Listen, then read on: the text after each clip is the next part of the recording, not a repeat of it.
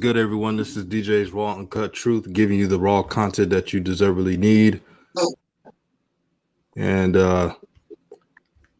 today is the Pelicans versus the Grizzlies live. And the stream is kind of odd right now. Everybody on? Yeah, I'm on, Good, brother. good. I'm here, DJ. How you So what? doing? What's going on, Coach? How you? Good. How you doing? I'm having a tough one today, Rev. It's been a whole lot of cooling going on, dude. And whenever it is, it always rises my pressure, brother. I understand, brother. We're gonna work through it tonight. Yeah. Besides the buffoonery, the good thing is we got three intelligent brothers that does not sugarcoat ish to anybody. So this should be a fun show. Tonight's matchup, I want to see Lonzo on offense be more demanding. I know that the offense he plays in is not conclusive to his game, but it's time to show up on offense. We know he's a great defender, meaning Lonzo, but it's put up or shut up. I'm expecting him to go all out on defense and offense, but this is a TNT game. For some reason, Lonzo doesn't really play his best on TNT games, especially in weekdays. Rev, what do you expect from Lonzo tonight? And what are the keys of them potentially winning if they could win this matchup? Shout out to New Media. Shout out to the whole family. Shout out to Coach Joe. Shout out to everybody that is tuning in. Y'all do us a favor and please share this information on social media, Twitter, everywhere you can. Share this video, share this stream so that the message can get out. And if you love the live streams, you want to keep them going, make sure you help support by getting them out there so DJ can work through the algorithm here on New Media Nation United. I'm expecting one of those rugged type games, DJ. Not necessarily from Lonzo because he can score on this team that he's playing. It's just it's the Grizzlies, it's the Pelicans. Both of them play with a very slow pace. They don't like to really get up and down the court like that. So I'm expecting a rugged game, a lot of, penetration, ISO ball, but also Valanciunas trying to get it going in the paint. I can't believe I'm saying that, but they have been running offense through him lately. So as far as Lonzo, I would just like him to continue to try to be aggressive, push the envelope, exploit the matchup against Ja Morant. He's got inches on Ja Morant. He's bigger than Ja Morant, so I would love to see him exploit that. And on defense, sag off him like the Hornets did. Sag off of him and make him be a three-point shooter tonight. What do you think, Coach, the keys to the game for the Pelicans if they want to win this matchup? Well, first of all, good evening to the room. Good evening, fam. Good evening, DJ, and good evening, Rev. You brothers, appreciate you brothers being here. Appreciate you always being here with you brothers. Your brothers are awesome. Shout out to New Media. Shout out to Nation United. And I just want to say that from my point of view, if the Pelicans wanted to win this game, they would have to change coaches. Because to me, they don't play to their strengths. See, their strengths is getting up and down the floor, having young legs. Okay. But see, the problem is that they're double-minded. You bring this David Griffin in, this general manager dude, he goes out and get Adams, who is a half-court player. Okay, and then you just slow everything down. See, and to me, when players aren't playing to their strengths, what ends up happening is they end up searching, trying to find, and you don't have any continuity. You don't have you don't know what's really, really going on.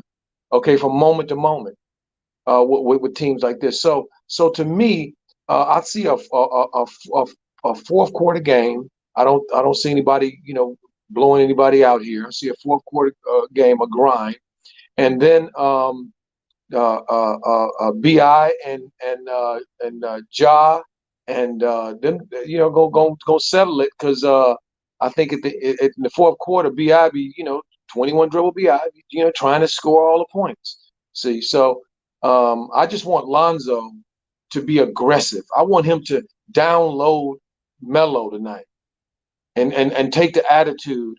I'm going to be aggressive. I'm going to the basket. And that's what aggressive means. I'm going to the basket. I'm getting to the free throw line. That's what I want to see. I'm hoping to see. Well, Coach, we all want that for Lonzo in this game. The only problem is I've seen some parts of the fan base say, well, Lonzo can't drive to the basket because of coaching.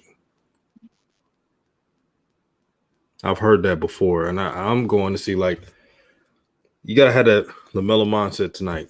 F the coach, F how they playing, and play your style. And sometimes you got to be in someone's face. That's just the game of basketball. Sometimes you got to tell somebody that they're not doing their part. You got to not just lay up the ball. You got to dunk on someone. If your layups are not going through, you got to get at someone. So that's what I want to see from Lonzo. And this is an important game because they're in the Western Conference. Since the Pelicans lost a couple of matchups that they should have won, it's really put them in a back burner in the Western Division.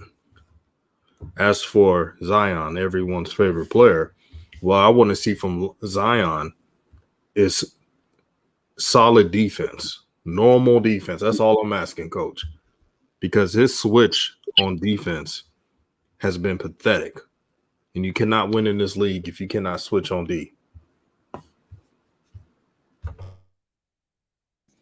Shout out to HJ. I see you down there in the chat. Shout out to the brother Trent Tompkins. Shout out to Maurice Hamrick. Shout out to the whole family, man. Y'all know what it is. New media roll call. The game has started. Y'all let us know where y'all streaming from, where y'all watching the game. We will not be showing any live footage of the game to adhere to YouTube guidelines. We will only be reacting to it. And out of the gate, Memphis is up 2-0. Valanciunas seems like he's been on a hot streak. And I had to have my phone on mute, DJ, because you had me cracking up when you said all you want from Zion is solid defense. Man, that says a lot. Yeah, I have to say it because I'm tired of everyone talking about he's the next great thing, but he only does one thing well. He's stronger and more explosive for his size than most players his age, but he cannot defend a lick. And then they'll tell us, no, it's not about defense. But when we talk about other players, they will say the same thing, but switch it around and tell us, oh, this certain player can't defend. I was like, wait a minute. I thought you said defense didn't matter. So they only say things to fit their argument. Absolutely. Zoe just picked up his first foul, a lazy foul, a nice block, just blocked Josh shot, and pushing it and doing what? Going to the basket for and one if they call a foul. That's what I'm talking about, Zoe. Be mellow tonight. Whoa.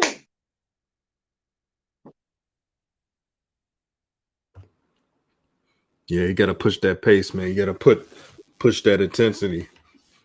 I want to see it for 48 minutes in this game.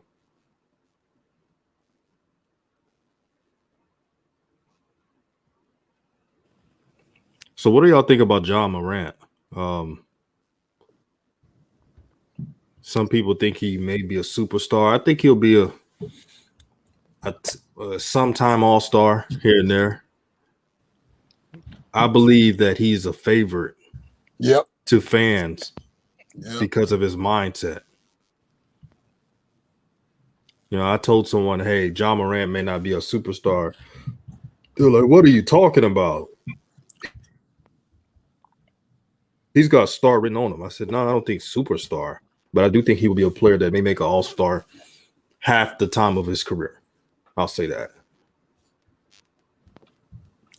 I think Ja's one of them guys they can make into whatever they want, really. I see exactly what you see, DJ. On nights where he doesn't get to the line, he's really this is gonna sound pretty brutal, man, but he's probably a 10 point, 12 point a night guy, DJ. I mean, we're being real. I bet you his average ain't too far away from that right now. So under those circumstances, I agree with you, man. But I think they're pushing for him. They're pushing for him to be a superstar. So you saying that he's going to be an all-star for half of his time in the league, I think that's right on the money, man. Unless they just feel a need to propel him over another player. My feeling is one word: Memphis.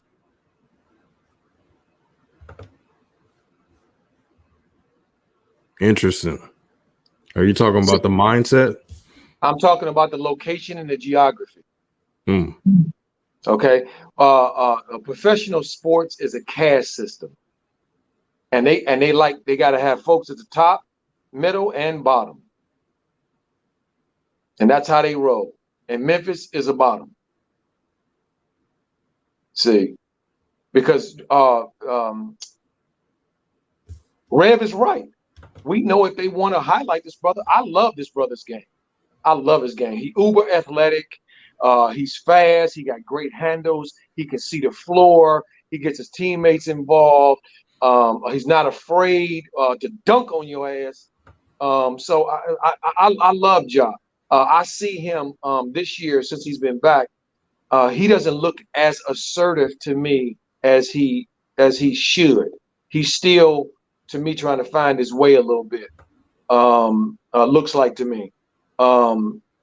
But I love Ja. I mean, my boy is one of the kids I really love and support and have all his life is Tayshaun Prince. He's down there in the front office in Memphis.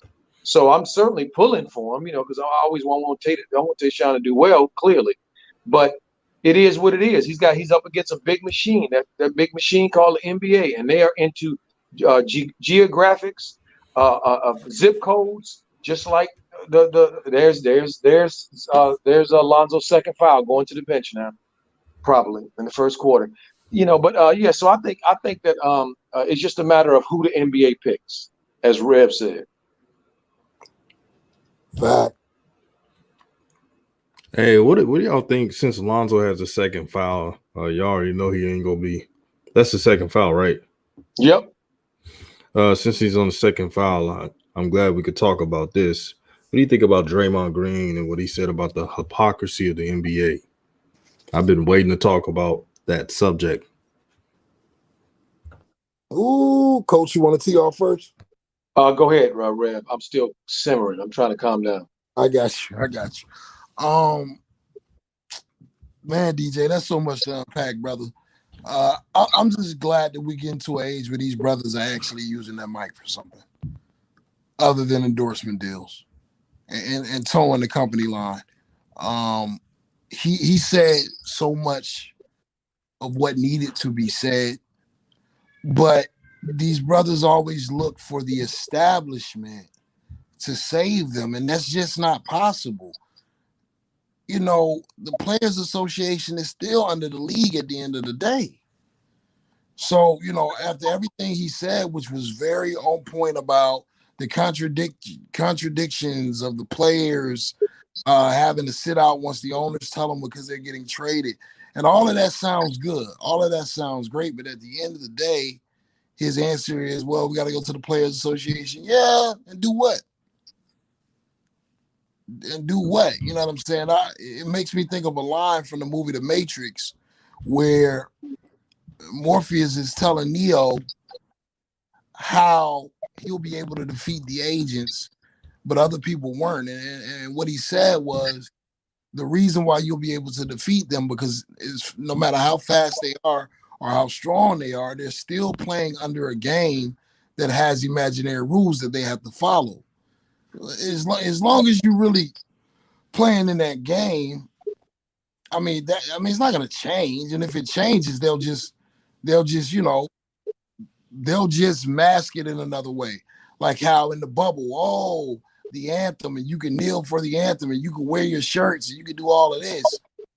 And then when the calendar year changed, okay, if any of you kneel, then you're going to be fine. And if you do it again, you might be put out the league, like the brother that played in Denver. So, yeah, it was very deep, DJ. Thank you, Rev, for that. I'm gonna try this. I'm gonna try to do this as calmly as I possibly can, because this is the game behind the game, family. This is victim blaming.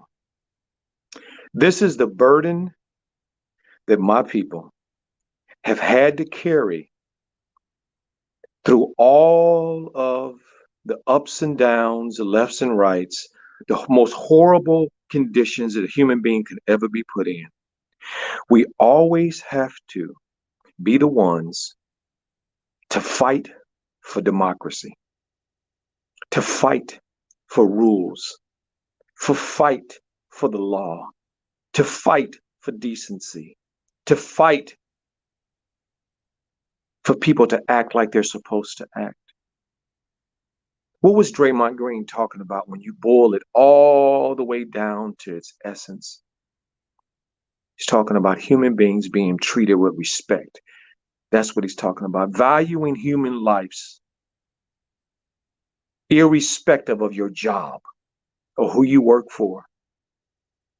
That's really what he was talking about. See, think about this, family. Why would we need a Declarations of Independence?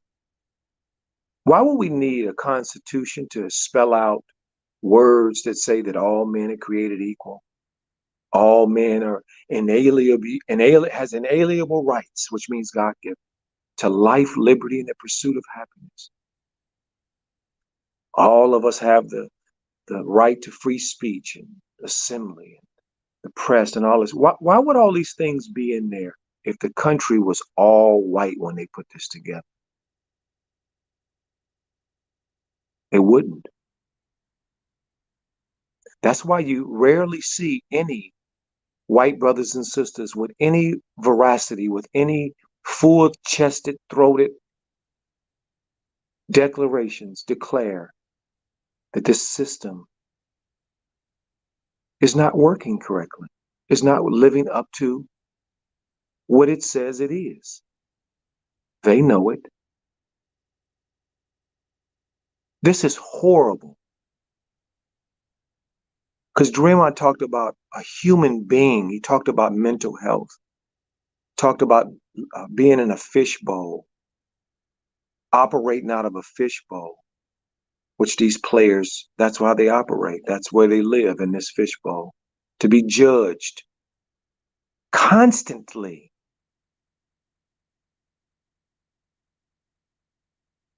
And then we not only have the task of having to uphold the democracy and make this country be what it is, then we got people pushing against us. Our own people pushing against us on the other side, saying, no, Shaq did it tonight on TNT. Justified the behavior that Dwayne Wade had just finished saying was inexcusable, by saying, I'm a businessman too. I would have did the same thing. Players need to stop crying and whining while talking out the other side of his mouth. On one hand saying, I agree with you, but then on the other hand, because that's what it is. See, they have convinced us that money will save us when the jury is already in. If money will save us, then how did Shannon Brown get accosted playing for the Milwaukee Bucks going to a Rite Aid or a Walgreens to pick up medicine at 2 or 3 o'clock in the morning one morning. How could Dr. King get us? I mean, this is just ridiculous. So that's why I am with this. You see, it's time out for us to stop playing these people's games, which is who's on first, who's on second. We know and they know what's right and what's wrong. We need to stop debating what's right and what's wrong and just take a stand the way Draymond did. Just take a stand the way Dwayne Wade did. And take a stand, unlike some of our brothers and sisters here who love the butter biscuits that they're getting and only care about themselves and who's close to them. So that's where I am. I'm sick of it. You know what's so crazy about this situation? We had a show talking about this could potentially happen. We said it on this platform that somebody would speak out and that somebody was Draymond. Yes, I get it. The NBA players play on the league that's owned by the owners. But the NBA players are the reason the owners are making that money. No mistakes about it. Here's also is at fault. There's too many sellouts in the NBA PA. I don't know if you remember, I mentioned this before when they had that lockout. And instead of staying strong and pat, a couple of NBA players cut a deal with the owners. And they screwed over the rookies. All that rookie wage scale you see today, that's because of the veterans that cut a deal. And you know what's crazy? That deal backfired. See, the veterans thought that if they put this rookie wage scale, the vets who are not superstars will get paid more. What it did was owners can get rookies off for cheap or second-year players or journeyman who performs at a high level his second or third year. Get them for the cheap. So, yes, what they did was have the superstar players get paid a lot of money. But they did what the owners wanted them to. See, selfishness plays a big role of no cohesion. The owners are not just at fault of hypocrisy, but elitist players as well. Draymond Green, who a lot of people dislike, a lot of people respect. One thing about him, he is not a sellout. He is firm in his beliefs, and he is headstrong. And if the NBA players had that type of mindset, a lot of them, maybe the league would have true power. I remember when the NFL was going through their drama, Shines would tell me that the NBA, see, this is why the NBA is better than the NFL. The owners care. The owners listen. It's a bunch of crap. They don't care. They care about the dollar just like the NFL owners. The only difference is the NBA owners know how to mask it.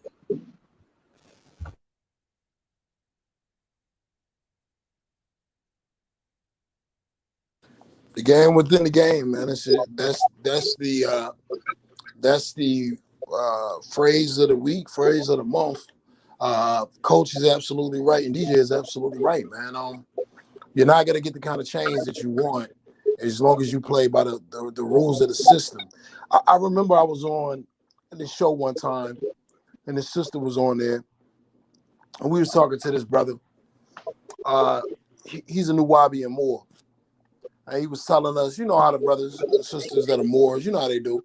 They get the book and they, you know what I'm saying, they read all the laws of the country, you know what I'm saying, and they tell you about Section A and Section B and, you know, this code and that code. And I'm not disrespecting the knowledge because, I think brothers and sisters should educate themselves to the legislation that has its foot on their necks. But at the same time, as he read that, I said, brother, so what happens when they change those laws? Because you know them now. And then when you know the next law and it doesn't work for you, they change it again. And they change it again. And they change it again. If you really think about it, chess is a game for suckers. Because whoever makes the game makes the rules. So really, the rules are, there are not really many rules when you're dealing with this kind of mentality.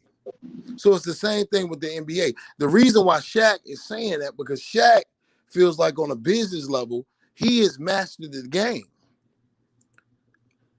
And now he doesn't look at his struggle the way we're looking at it. His struggle is the struggle of the 1%. That's the thing. That's the cool thing to say. And I'm not a Republican or Democrat or anything else like that. But that's why Jay-Z made the song Black Republican. That's a way of stunning on your people. And that's what Shaq is saying. Shaq is saying, okay, well, I'm a businessman now. I'm the face of Papa John's. I have all of these entrepreneurial situations. Krispy Kreme. What'd you say, brother? Krispy Kreme. Sorry, Krispy Kreme. In any cheese eating establishment he can find, where they can put the big black gorilla up there. I'm gonna say it like it is. We don't keep it raw. Where they can put the mascot out there, the friendly King Kong out there, And so he's saying to himself before the show, Coach, oh yeah, so I'm in this lane now. So you're right. He should honor a contract because he feels like he's assimilated. But you're telling us the truth. You can't assimilate into something that doesn't want you a part of it. Not on the level of equality. So I predict we're going to see a lot more of this in the future from people. People that we would think that would be a part of that struggle, because assimilation was the biggest weapon ever used against us. The whole throw you a bone, give you 30 pieces of silver, and you feel like you're a millionaire. And your justification is where you come from and where you've been through. I mean, what you've been through. Like so many others from your community didn't go through the same thing. It's like they said on Django, you bright boy. You're the 100 out of the 99. You're special. So Shaq sits up there and he feels like he's special.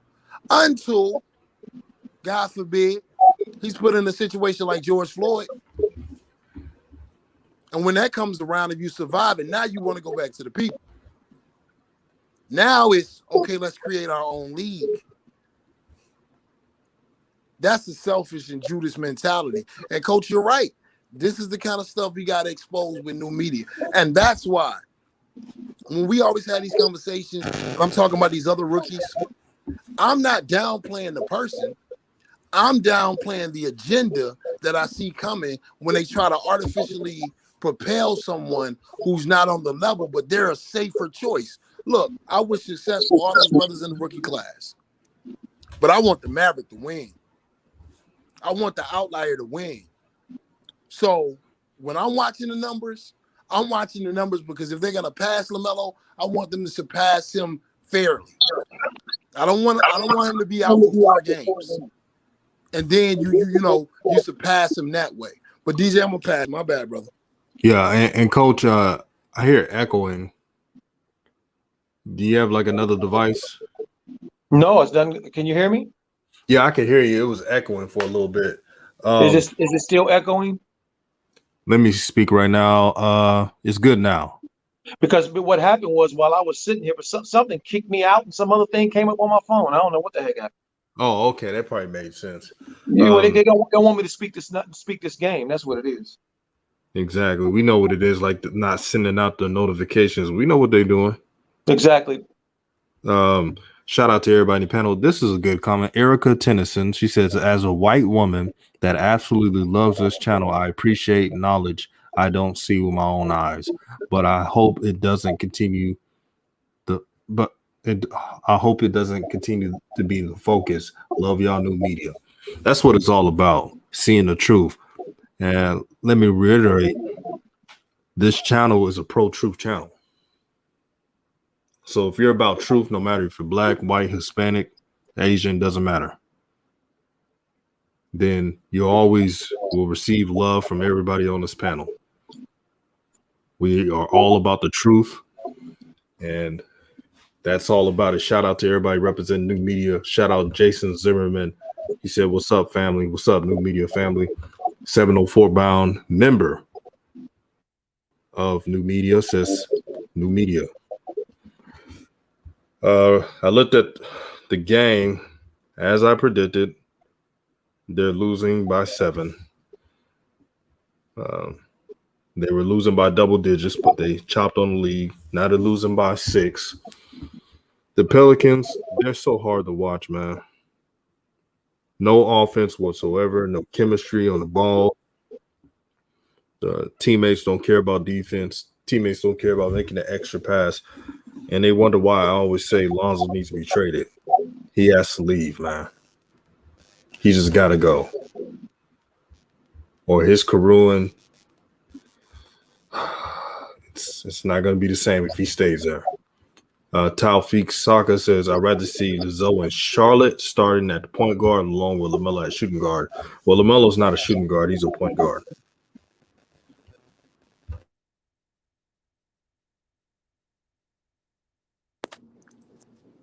Man, Zoe just got to try to get to the best situation possible now.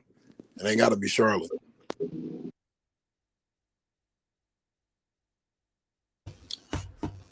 I just want him out. I want him to go to a contender.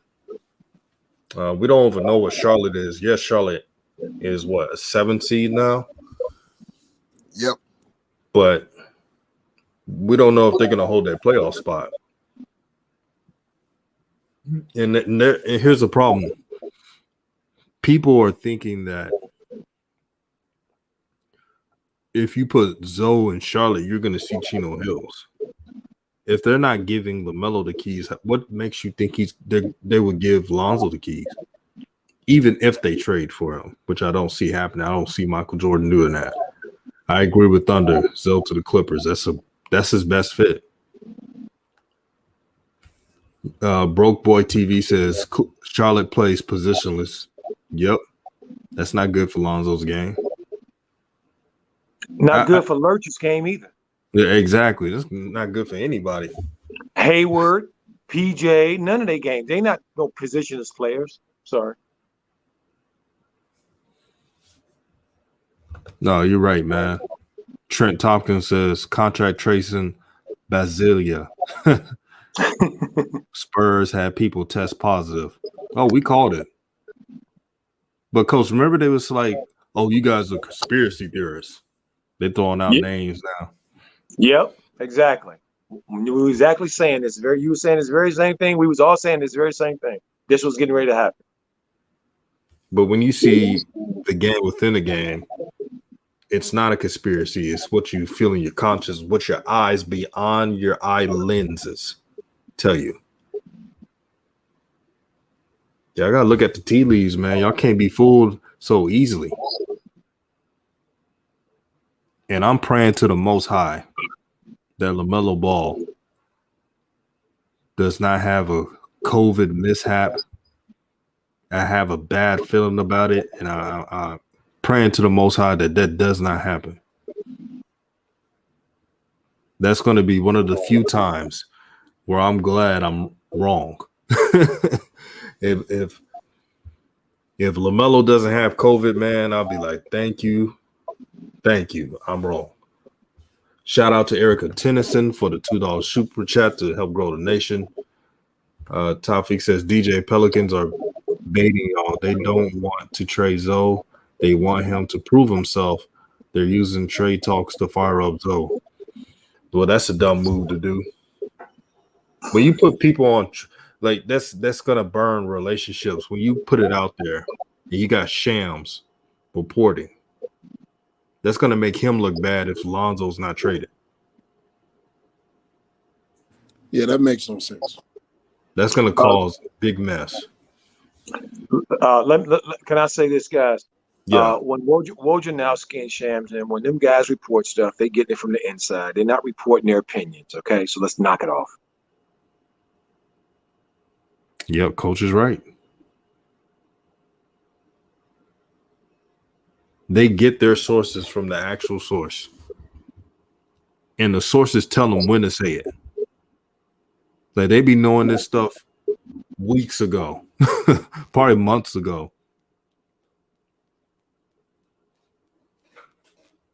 They're probably telling Shams, so we're gonna trade Lonzo at such and such date. I want you to tell the public that we're thinking about trading him. And then when we trade him, you'll be the first one to tell the public. That's how the game goes. Shout out. What she said, Coach? I'm sorry, DJ. What I was going to say is that Rev spoke about it the other day, a few days ago, not more. All you got to do is watch the moves. Watch the moves and the personnel, and that will tell you what's really going on. If you can pay attention to that.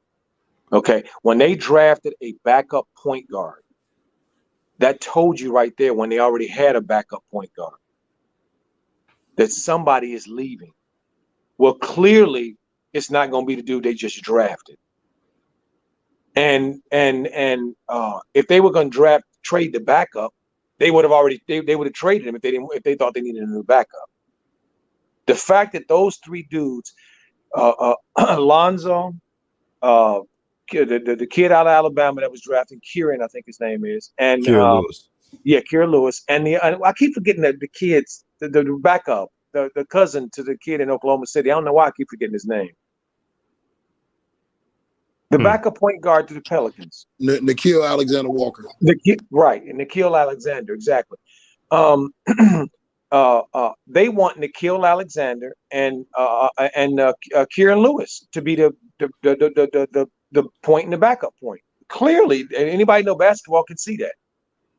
Zoe is the odd man out, and then you just follow the money, and it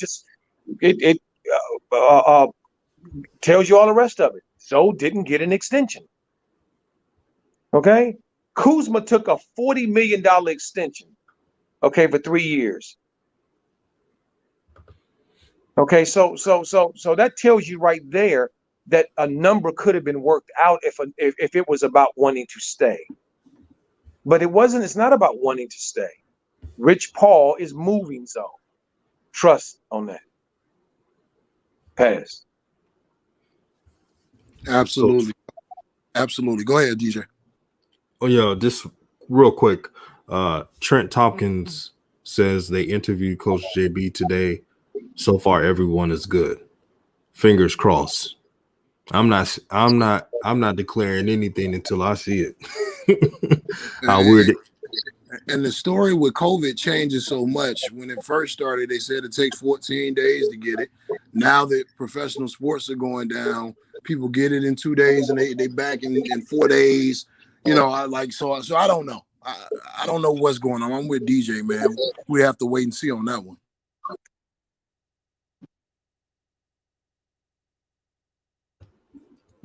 All righty then. Jason Zimmerman says, I don't see real journalism anymore, just TV personality with sources. Pretty much. That's what it is. Pretty much. Let me why they got a commercial. I want to share. There must be a theme going on right now. I don't know for me right now, today, because fam, I'm just a little heavy. I told DJ this earlier. I'm a little heavy. You know, anytime there's a day where my family and people that I come from, when I see them getting hurt, when I see the system standing up to reassert its position that we're bottom cast, it's hard for me. It's hard for me to deal with it. I heard Steve Harvey with the Monique situation on his show basically tell her, listen, sister, I know that you didn't do the wrong thing. I know that they came after you in the wrong way.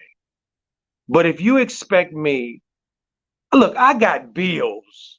Okay, I got a lot of stuff I'm doing. And if you expect me to put myself on the line in any way, shape, or form, even though I love you, even though I know that you didn't do anything wrong, I'm not doing it. I can't do it. He told her that on his show straight up. I know you didn't do nothing wrong. She told him, she said, y'all got on the phone with me, you and this one. All y'all told me I didn't do nothing wrong. But y'all won't support me? Y'all do the opposite. Come out and say that I did wrong. I should have did this when you know I didn't because you're afraid they're going to come after you. And then I hear Muhammad Ali come back in my head and say, what do you want from me? You think that I'm going to accept that yacht right there sitting there was at the marina? You think I'm going to accept that yacht right there and not care about one of the sisters being raped in the hood? No. You think I'm going to care about money more than I care about my people? No. But then the system promotes these others. They always putting them in front. They always putting them out front. Okay, some coon dude from Foreigner, okay, in Michigan, running for governor. Some coon ass brother, okay. He changed what he was saying, but what did he come out and say? I think that Black History Month shouldn't be, and if I'm governor of Michigan, if y'all vote me in, I'm gonna cancel it. We shouldn't have Black History Month. This is the type of stuff that's out there, and it fits. And it ties right into what we're talking about with the Ball family and LeVar. And all these shines coming on TV that won't apologize to this day for lying on LeVar and saying that he ruined his kid's life. When he is the only father in the history of the NBA to have two sons picked in the top 5. Astronomical odds, as I have enumerated on the show. It's ridiculous. And I pass.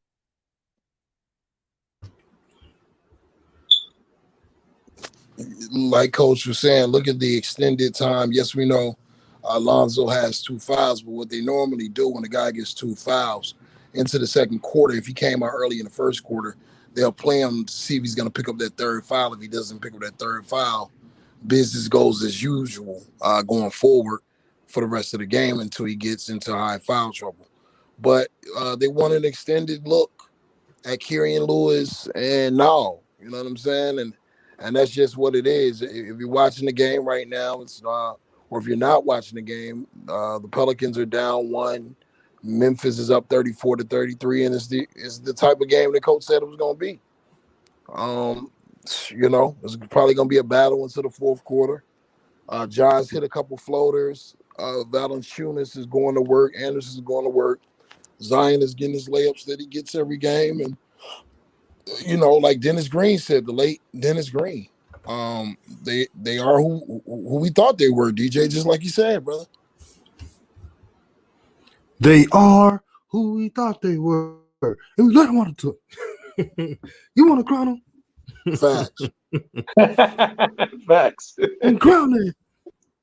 Hey, they got Zion playing point now. All right, go ahead, big old point guard. Go ahead. Looking like Escalade. He looking like Escalade. Yeah, look at him. Look at him with the dribbling between his legs. Wait a minute. Ooh, and threw it down. That's 2 in a row. Wow, yeah, 2 in a row. Article said that they want him to start running the point more. Zoe is out of there. What he doing? I just saw him. The last 2 possessions, Zion took the ball down, went down and scored twice. And we got hoop jargon in the house. What's up? What's up? What's good, brother? Hey, Man, I'm up here at the airport, man. I had a little hang up here, man. It's like I'm public enemy number 1 out here. About to head to Vegas, but I had to stop and holler at my boys. Man, I can tell you at the airport, you whispering like you at the library. Hey man, we're gonna have to talk about some real shit, man. I gotta keep my voice down because we gonna have too much real conversation. I don't want these white folks looking at me. All right, fair enough. All right, hold on. I'm about to go to the spot where I can get a little louder. What's up, hoop jargon? Y'all boys, wow. What's up, cuz? Hey, you made your point, sir. You made Uh, your point. Hey, Hoop Jargon, I want to say one thing to you, my brother. I'm glad you came on because I want to say one thing to you. What you got for me? I was listening to one of the past shows he was doing and looking at the comments, and somebody said, put me in your company, said, Coach act just like the Hoop Jargon, so I don't like him. Hey, why I say this, man? So I got I my think first Coach. hate mail. Hey, no, that's what's up. You know what? And here's the thing, man. Like, cause here's the dichotomy. That's why we work. Rev is turned up. DJ, he's subtle, but he's still turned up. And me and you are more like subdued. So that makes the whole thing work. And so you That's right. remind people, you know what I'm saying, of me in that respect. And that's okay. Some people, you know, they don't want to hear it that way. They want to hear it turned up. And that's just how it goes. I'm cool with it. He's Bobby, that's what it's. Yeah. I mean, when brothers and sisters come on the channel with that dissension look, like I've said with the Ball family, everyone is gonna have their favorites. That's okay. I get it. But don't come on the channel being disrespectful to the brothers and sisters that take their time out. If you feel that way, it's best just keep your comment to yourself. Because I don't believe in trying to sow dissension amongst brothers and sisters, and I stand firm against that. I'm not everybody's favorite, and that's cool. Like Hoop Jargon said, it's just the whole synergy that makes this so beautiful. Everybody bounces off each other well, and I respect Hoop Jargon's mind. I tell the brother a lot. I think he's a brilliant mind, man. He's a brilliant mind, and y'all already know how I feel about Coach. So, I mean, if you feel that way, did you really have to take out seconds of your day to type that? Like, did that make you feel better about yourself doing that? Like, I Man, mean, you know what I'm saying? Did you get a cookie? I'm sorry, AJ. I'm sorry. I just had to say it. no, I mean, well, here's the thing though, Rev, man, and here's why it don't bother me, bro. Like on some real shit, bro. I played ball in Europe. I played Division One. I've had everything next to the Son of God said to me, bro. Like, so don't none of that affect me, man, at all. Like, you know what I'm saying? We talking N word. We talking you ain't shit. They pull your stats up. You a bitch. Yeah, you know what I'm saying? Whatever. Like, so I've heard all this when I was the most emotional, like when I was a player, like 23, well, 19 to about 25 years old when I played like serious basketball. Now, nothing you can say to me ain't nothing I ain't heard under the sun already. So it don't affect me. You know what I'm saying? And I'm a tough dude, and I really appreciate y'all for sticking y'all necks out when people come like that. But I want the audience to know, man, I don't be tripping, bro, like at all. I go home and sleep like a baby, no matter what you gonna say. If you don't like my approach, it is what it is, man. DJ, am I better? no, I hear that little beep. Y'all hear that? Yeah, I It heard sounds it. like you were screwed the chopper for a second. Yeah, it's like the smoke detector. You know how it does that beep when you need a battery? Mm. You think it, well, I'm gonna Did mute you hear me when I myself. was speaking? Tell me, All right, I, I'm cool. I'm gonna mute myself and then tell me if you still hear it. Well, I don't hear it now. Did y'all hear me when I was just speaking? Yeah, I hear you. Yeah, But yeah. really, Okay, it's cool. what I was talking about is like the smoke detector, like in your crib, right? Like when it needs a battery, it'll do that beep sound. Yeah, it could be Yeah, me, but I'm at this airport. when Zoe's sitting, and this is for the comment section. When Zoe's sitting, I don't even watch the Pelicans. I don't watch them at all because they're so dysfunctional, man. It's ugly basketball. Ugly basketball. And bro, if we're gonna be real, that's how it was with the Lakers too, bro. When Zoe wasn't playing, when Jordan Facts. Clarkson was kind of running it, and then Julius Randle them, I was like, I'm a big Lakers fan. Rev is too. You are too. I'm just like, I can't watch this shit, man. And it Facts. kind of looks like very similarly, with this Pelicans group when Zoe ain't on the court, bro. They are really about to let Zion run that point, man. Like they're really doing that, man. God, So that's so that's so sloppy. right. So between Brandon Ingram and Zion being the playmakers, for everybody that feels like um it feels like there's a spot for Zoe on this team. You gonna have to pull out your binoculars, because I don't see it. I really don't see it. HJ, you think Zoe out of there, man? I think HJ dropped off. He's at the airport. All right. So check it. Let's get to it, people. And shout out to Andy Joy, man. I'm just saying, I try not, I'm not with the dissension or anything. I respect anybody's opinions. I would just rather us not engage in that kind of talk. But you a grown man, a woman. I don't know what your sex is. So no disrespect, but you say what you want. If it's not offensive, you're entitled to your opinion. But Zoe is back on the court. God, man. Drury game is 44-48. That was good ball movement down the court that time. Shout out to Douglas Anderson. Shout out to Joey Ramos.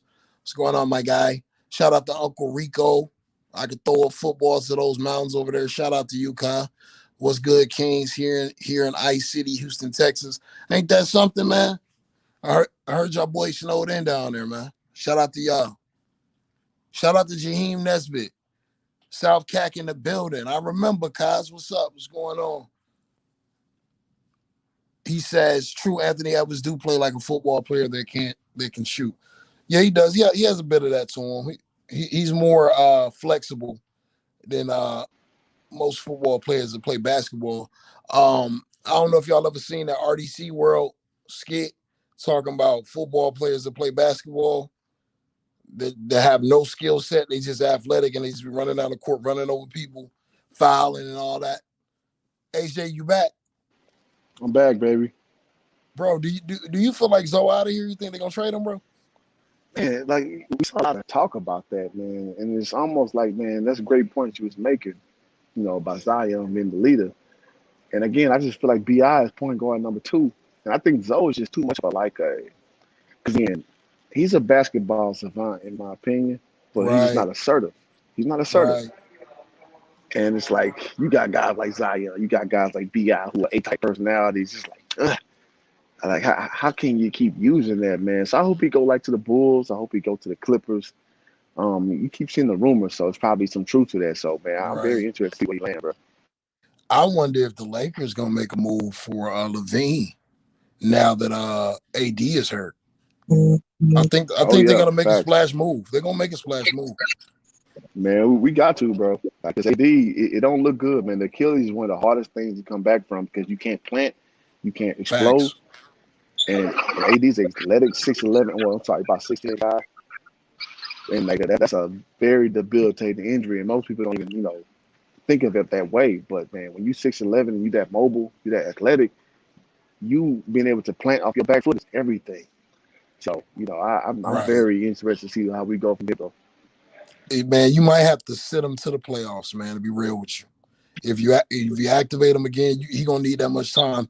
I told you I tore my Achilles last year, hooping. So damn, bro. Oh yeah, yes sir. I was in there crossing cats up. These young boys trying to play me for light. You know what I'm saying? Just hit him with an up and under layup. He just hit him with an up and under layup. I'm feeling good. I'm coming down. I'm like, I'm about to go to my old school J. Will skip. I went to skip. You get in your bag on it. Right, I went in my bag, right? So I had I ain't gonna do my guy like that. I had a certain player's shoes on, and like the Velcro was coming off on them. Man, I went to plant and pow, it was over with. So shout out to AD, man. I hope he takes care of himself, man, and takes his time coming back. But I would love for the Lakers, please make a move. I think we got Coach back in the building and DJ. Coach, can you hear us? I can hear you. Can you hear me? Yeah, we hear you, Coach. You think the Lakers need to make a move? But before I answer that, am I still beeping? Because nothing's beeping over here. It must be. It's probably the phone. No, you clear Coach, right you got now. You got that flip phone, Coach? You good? How you living? No. I got my Samsung Galaxy. I mean, it's totally working good. But you know how this technology is, and we don't know, they may not want me to be on the show today. See.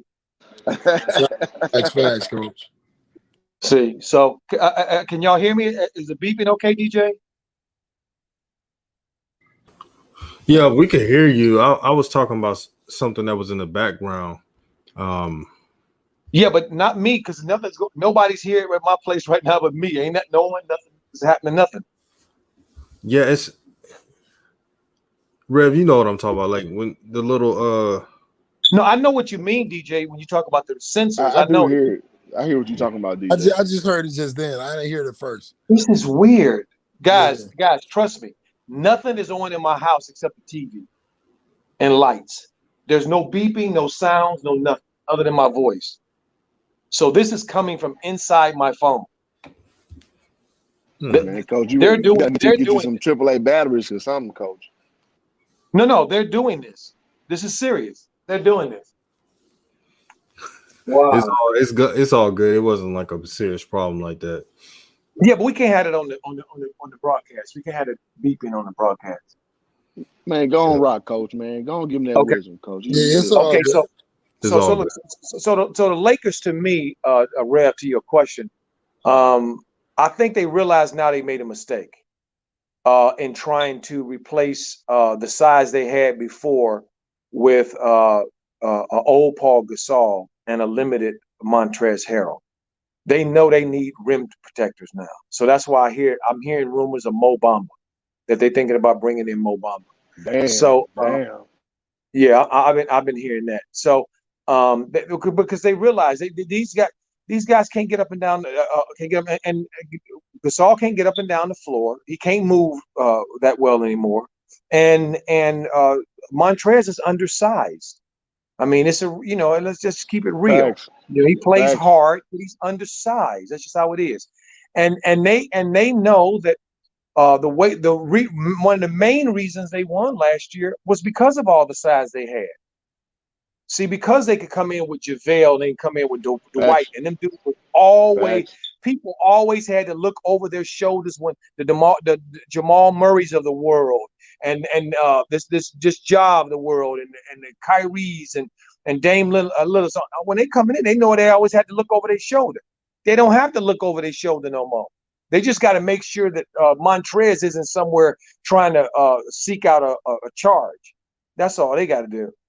See, so the Lakers, to me, I don't know. They might be in a little bit of um, trouble, and I say this: this is what I say about trouble. LeBron's playing a whole lot of minutes, and probably way more minutes than he should be playing. Facts. Okay, and also the continuity doesn't look like it's there for a team to come off of a championship and still be trying to find itself. Okay, to me, it's a little problematic. Don't know if they want to go with Caruso or THT or Matthews or or AOC. I mean, they don't. I mean that thing, and I don't think you can play professionals the way that they're playing right now. There has to be more continuity. There has to be more what they know, more known. You're getting these many minutes. You're gonna be playing. You coming in here. That kind of thing. Nice 3-pointer by Zoe. They up 4. So yeah, so that's what I see about the Lakers. I'm a little bit concerned. Hey, coach, I ain't gonna lie to you, man. They flaming you in the comments, man, about your phone, man. Y'all gotta leave coach alone, Okay. Let me man. let They me go out saying, and yeah. come back. All right, Man, back, that's why I coach. love DJ Crowd, man. Y'all crazy, man. I'm telling y'all, man. And me, I can take jokes, man. Like I told y'all before, man. I done played, man. You know, Rev, man. We played against University of Baylor. Baylor supposed to be a Christian university, right? Right. Right. Yeah. Man, I got flamed the hardest I got flamed in my life playing against Baylor, bro. Like that don't dog, nothing you say in this comment section gonna be a candle to what I heard in the stands, bro. It's all Right. good, man. So I take all the smoke. I love it, man. Bruh. I just want to get that out there. You just made me think about a story. My first 2 years I played JUCO, and the HBCUs, man, they'll scrimmage anybody. Like Oh be yeah, yes real with sir, you. yes sir. In the summertime. So we scrimmaged FAMU, bruh. And I Oh don't even man, know hold if up. I can say this on the show, bro. But like when you go to the free throw line, FAMU is lit, bro. Like it used to be like super, super lit. So like when you would go to the free throw line, if you was on, our team, like they would have this chant, bro. They would have this chant. And the chant was so savage. They used to be like, hey, you, like I can't even say the words like AJ, I might have to text you. But I know what you're Okay, saying. take it to your boy, man. Bro, it's so savage, bro. I'm about to text you right now, bro. And if y'all became members of the channel, we can say this in the private talk. We can't say this out loud, man. But it was just so savage, man. I'm texting it right now, bro. Like when I say, imagine hitting the free throw after that, bro. Like it was wild. Bro, wow, man. I'm glad you brought that up. So HBCUs, now, I try to spare my people, but I played the SWAC. I played the SWAC, bro. We saw Southern, Grambling, Alabama A&M, Alabama State, Right, Alcorn University, Mississippi. Dog. The stuff I done heard in those stands, like man, and I gotta give Grambling. Grambling's probably the best at this. They got this chant. They go GS, GS, GS, you. You, I thought you knew, big, and like, and they do it to Pastor Troy be ready, be ready. You know that song, bro. And they do not let up. Like old people, everybody, they just telling you how much of a shitty person you are in their own way. So man, I heard it all, bro. Like I heard it all. Like they find stuff about your family, they'll bring it up. So I mean, like it's all goody to me, man. I'm all about having fun, wrecking with my bros, talking about some right, I care about Zoe, uh, Melo, Jello, what I mean, in basketball at large, man. So this is cake for me, man. right. I can dig that. What you got going on in Vegas, Playboy? Man, okay, so now I'm not trying to take away from DJ's platform, but I got another thing called Wise Guys, and one of my Right. best friends, he's down there with his chick, so I'm gonna meet up with him so we can do some promo stuff out here. I mean, I'm in LA, so there ain't no but a 1 hour flight, so it's not a big deal. So I'm heading out to Vegas for one band only. I'll be right back to LA. He My said talk one on night raise up.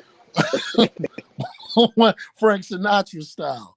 You know what I'm Hey, shout out to everybody in the chat, man. Yvonne T, I don't know what you're talking about, cuz. I don't know what you're talking about. D. Clark, what's going on? I swear the NBA's seen how much votes LaMelo actually had, and that's why they want him in the skills challenge. Absolutely. Yeah, they trying to make sure that he's gonna play the business side of it. Yeah, you can get an all-star pretty soon, but you're gonna have to like you said on The Godfather, favor for a favor. Adam Hearn. I ain't gonna read that. Taufeeq. Shout out to all of y'all, man. I'm trying to watch 2 games right now, and we doing the stream, so it's lit right now. saying? Man, it's on cook coach, man. But y'all, some of y'all ain't shit, man. I was gonna say it. Some Just of y'all ain't savages, man. Just savages, man. Should the Pelican Epic E-Man Gaming? Should the Pelicans trade Ingram? Uh, yeah, I mean they should. They could get a haul back for him, but they not gonna do it. Not right now. The Pelicans want to hover around that 8th seed and 7th seed for right now. You know what I'm saying? Have 2 young stars in the building, just to justify it. So I mean, I think they should if they were serious about winning. I would build a team around Zion and Zoe and get some shooters around them. But nah, man, I don't think they will. What about you, AJ? What was the last part you said, bro? I'm sorry, I just got on the No, I phone. was just What's the last saying part you they said? were asking, are they gonna trade Brandon Ingram? Uh, hell no. That is a half of the main staple of what they're doing. So no, I don't see a scenario where that makes sense at all. Yeah, no, that's not happening. That's not happening. I agree with my brother 100%. Come on, man, you can kill that. Like, what do you gain from trading Brandon Ingram for what you're doing right now? Right. You got a long weekend. You want to run. He's a reigning All Star. what point, like, what do you gain from trading him? And you got a young nucleus already. Like, I don't understand how you feel by trading Brandon. But They wouldn't pay them all that money to trade him. I mean, yeah, let's throw that part in the equation. No, it makes no sense. Right. So I mean, I get it, man. In the open market, you can say whatever you want to say. People can speculate what they want to speculate, but no, I don't see that making sense at all. But AJ, you kind of breaking up a little bit too. yeah, I'm just on the plane all the way, man. Yeah, so it's probably adding to my connection getting a little messed up. Hold on, you on the plane? Yeah, I'm about to take off in a little bit. This man is epic, man. Hey, I'm This man committed. is I'm epic, committed, man. bro. I'm committed to the vision, man. Yo. Hey, we still got to talk about that Atlanta thing, man. Bro, we need to talk and then talk some more about Atlanta. Facts. You know what I'm saying? You know, I'm in a Facts. committed Me and relationship. DJ had some good conversations with the brother from the 3-point conversion. So hopefully we can do something for the people for let's All-Star work. weekend. Oh heck, man, let's work. Like, and so again, I'm in a committed relationship. You know, I'm down here to, I go down and cut up a little bit out there in ATL. Right. Y'all coming to the city. Y'all coming to the city. I gotta show y'all, show y'all what it is, man. Hey, I let's got a work. host, man. Let's work, man. I'm down, bro. Let's work. Oh yeah, and if y'all haven't checked out my brother Hoop Jargon's video today on the Draymond Green situation, check it out. You know what I'm saying? The brother always has a very analytic and introspective take on things. You know what I'm saying? Like, you got to be a thinker to listen to HJ. You know what I'm saying? So don't just go there for the flair. Really listen to what the brother says. There's a lot to unpack, man. Almost a hundo in the chat. Let's get the likes up. My bad, HJ. Go ahead. No, I say I appreciate it, bro. Yeah, I mean, in my perspective, I'm 37 years old. That's reality. So I tend to look at things beyond surface level, and I get it. The crowd's a little younger. But, basketball is basketball, sports is sports. But I just hope, if you want to come and learn things on a different level, that's just kind of how the realm I operate on. And DJ is on that level too, especially Rev as well. You know what I'm saying? So that's just how I rock, man. And I won't change no matter what. And so I just appreciate you and DJ because we on that same plane. And then when y'all come check my stuff out, you know what it is, man. Fact though. D. Clark said, "Hoop, there it is." That was dope. I see what you did there. That was dope. I like that. Already. Shout out to Shaq looking like a bus driver. That boy up there looking like a bus driver tonight. Y'all see Shaq, man? Go to Twitter and flame Shaq, man. What is going on?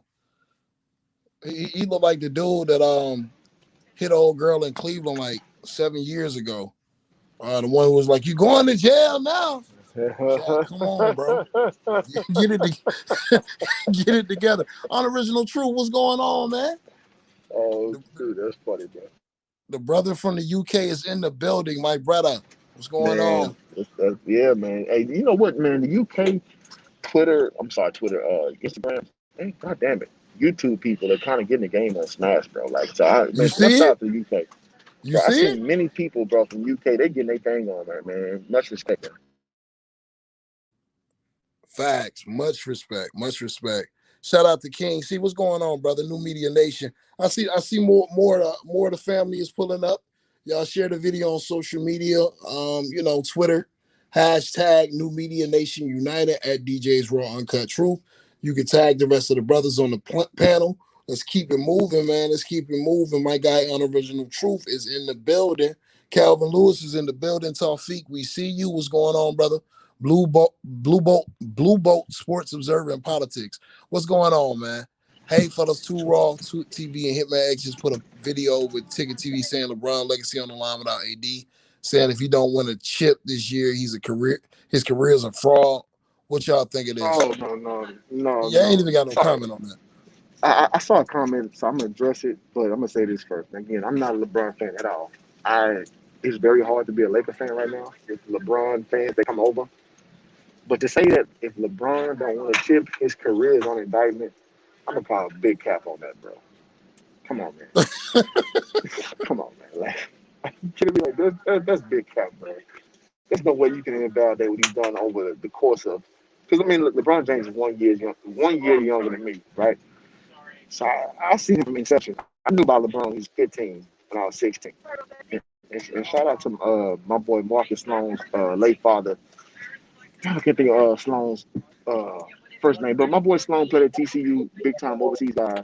He got the AAU game on Smash in Ice City, aka H Town, like my man said in the comments earlier. But Gerald Sloan's his name. He told me about LeBron James when I was 16.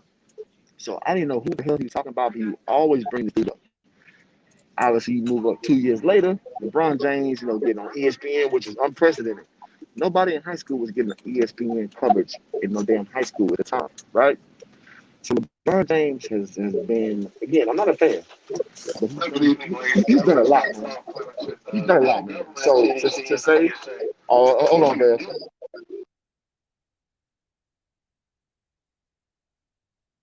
Okay, that brother's on that plane, y'all. See, I bear with the brother.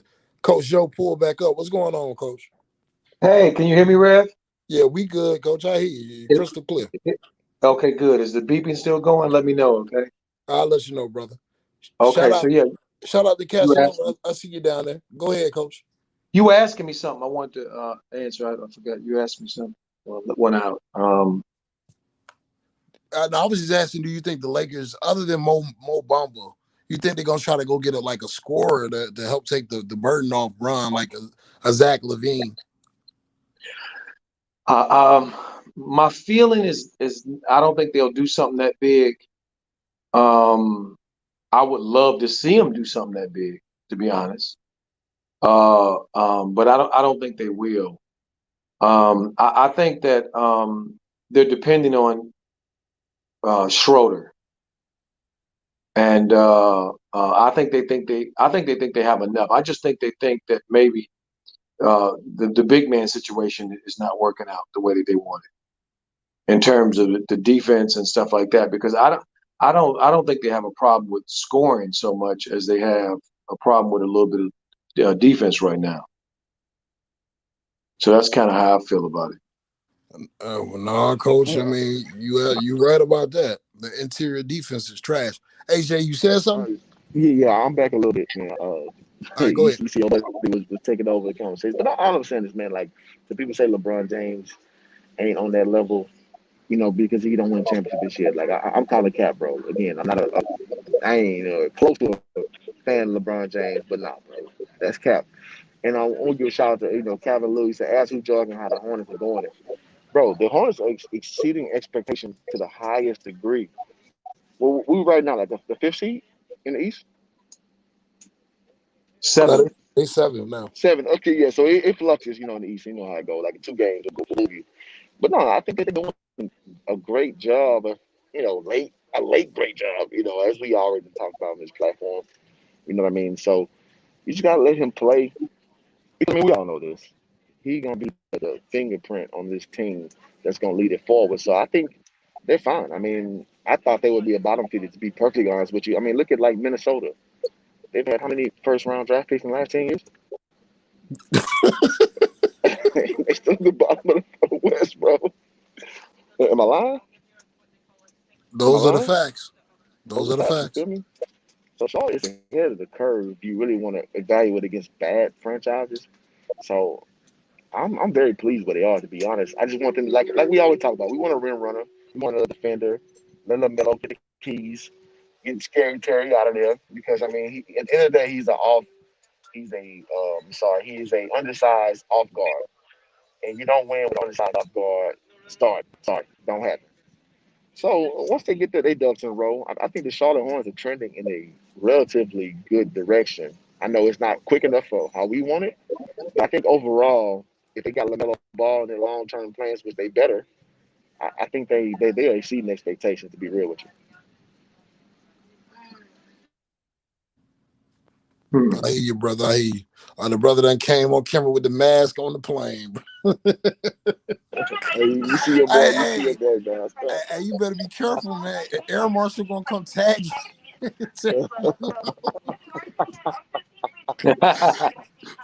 Nah, man. But Charlotte, man, Charlotte is gonna go as far as Melo takes them, and the organization is willing to build around him. I mean, to be real with you, That's what it's gonna come down to. Hey, what you think about Nikolai Jokic, Coach?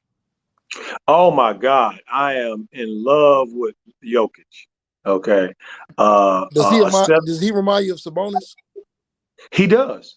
The father. Facts, facts, facts, Right. facts. He reminds me of the father. Yeah, I'm gonna tell you. The reason I love Sabonis, I mean not Sabonis, Nikolai's game so much, is because I mean obviously he's efficient. Obviously he's unbelievably skilled. Okay, obviously he's playing point center right now for crying out loud. Okay, I was just watching them yesterday play. Who are they playing? Well, I'm actually I turned it over on the halftime. I'm watching Boston and then play Boston right now. Boston's up 111-99 with 40 seconds to go. But Joker I like a lot because he reminds me feeling tone wise of the old school dudes from the park. That's what he reminds me of. So that's Right. why I got love for Joker because he reminds me of the old school. We used to have this dude when I was growing up. His name was Champ. He was the OG, and man, oh man, he used to just put in work. He used to just embarrass the young dudes, boy, and teach them so much. It wasn't even funny, and he looked like he was homeless. but he may move slow as Methuselah, but boy, he could get to his spots and he could do what he needed to do. So yeah, Joker reminds me of Champ. So I like Joker a lot. I think his game is unbelievable. Yeah, Joker's smooth with it, man. Joker is smooth with it. My brother in the comment section of Barber said point center is not hard to do in the NBA. I don't know if that's true, brother. If it was that easy, you'll have a lot of them doing it. So, Hey, you know what, Rev? A lot of people don't understand when they watch sports. When it looks easy, when a soloist, okay, is out there cooking, the great ones always make it look easy. That's the trick. Facts. Okay, that's their greatness. They make it look like, well, you can just go out there and just dribble here and do that, and man, you do it, and you can do it. That you fell for the banana in the tailpipe, dude. Okay, if you think that that's a correct statement. Okay, the great ones always make it look easy. That is why they're great. And Coach, let me go this far. Everything on the court you see that you think is great or minuscule, great entities make it look easy. Here's what I mean. The best trainers in the world are NBA trainers. The best assistant coaches in the world are NBA assistant coaches. The best bench players in the world are the best managers. So y'all get where I'm going with this. The best of the best at what they do make everything look easy. So that's why you can dismiss a Lou Williams, be like, oh, well, he ain't starting, though. He ain't putting the because he is so proficient at being a six man, he makes it look effortless, right? That's what these dudes do. And so it's easy to like step over somebody and like not respect what they do because they're so proficient at it. Because you apply it to your own anecdotal evidence, meaning your own real life scenario. But at that level, bro, to have your mind right, that you know you're coming off the bench like a Montrezl Harrell, you know your job is to come in and to after the first unit come in, you command the second unit. To be a Draymond Green. Let's look at Draymond Green. Draymond Green is having a great late career renaissance. This dude like 16 assists, 15 assists last two games. So you have to understand that my job is to get everybody the ball, play defense, and get no offensive accolades. He is the best at that attribute. And that is very, very, very, very hard to duplicate and to extricate ego, to extricate, well, I'm going to show why I'm supposed to be paid the most after Steph. These dudes are professionals, man. And y'all got to really understand that in every sense of the way, they are professionals, man. So it's to be respected. And I'm going to leave it at that. But let me say this, hoop jargon. See, the problem is, or the challenge, let me put it that way, that the average fan has, okay, is that most of the ones that love the games, they're not able to go to the games. See, it's that economic piece I'm talking about again. See, so the problem is that see, we grew up around. I grew up around. Rev grew up around. Hoop Jargon, you grew up around. And I grew up Other around. athletes. Okay, DJ grew up around. DJ back, baby. Athletes in our neighborhood. Huh? Just joking with you, Coach. Sorry about that.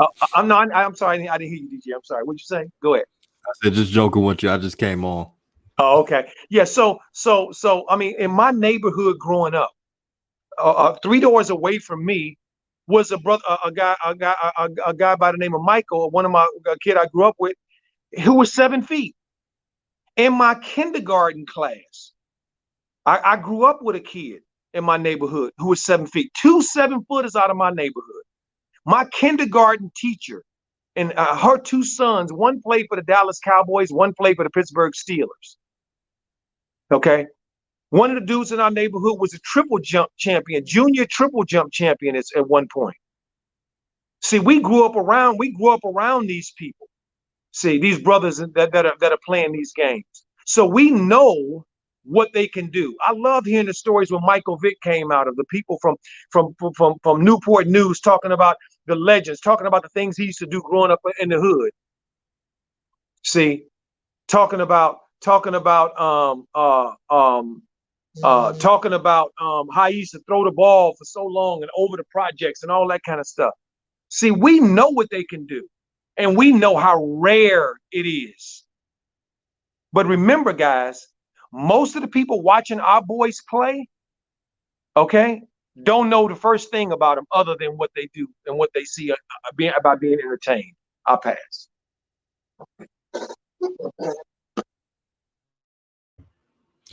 Just came back, man. What did I miss? Everybody's playing the coach up for his phone. Oh man, had to take a important call, but I'm glad I'm back with the brothers. This team is weird. Have y'all ever seen that Mike Epps stand-up comedy before? Any of them? Which one? I've seen Mike. I love Mike Epps. The one he did in 2009. He said, "Man, these kids be on everything: syrup, painkillers, cigarettes, weed, Hennessy, Yes. vodka. I'm on everything." The Pelicans play like they on everything. They're high, they low. Golly, there is no consistent basis for this team. This team is just everything. Not everything, everything. That's hilarious. That's hilarious, bro. See, DJ. See, that's what I was talking about earlier. When you don't play to your strengths. See, and you got people out there trying to do things that they think they're supposed to be doing. Okay, and it looks like doo-doo smell.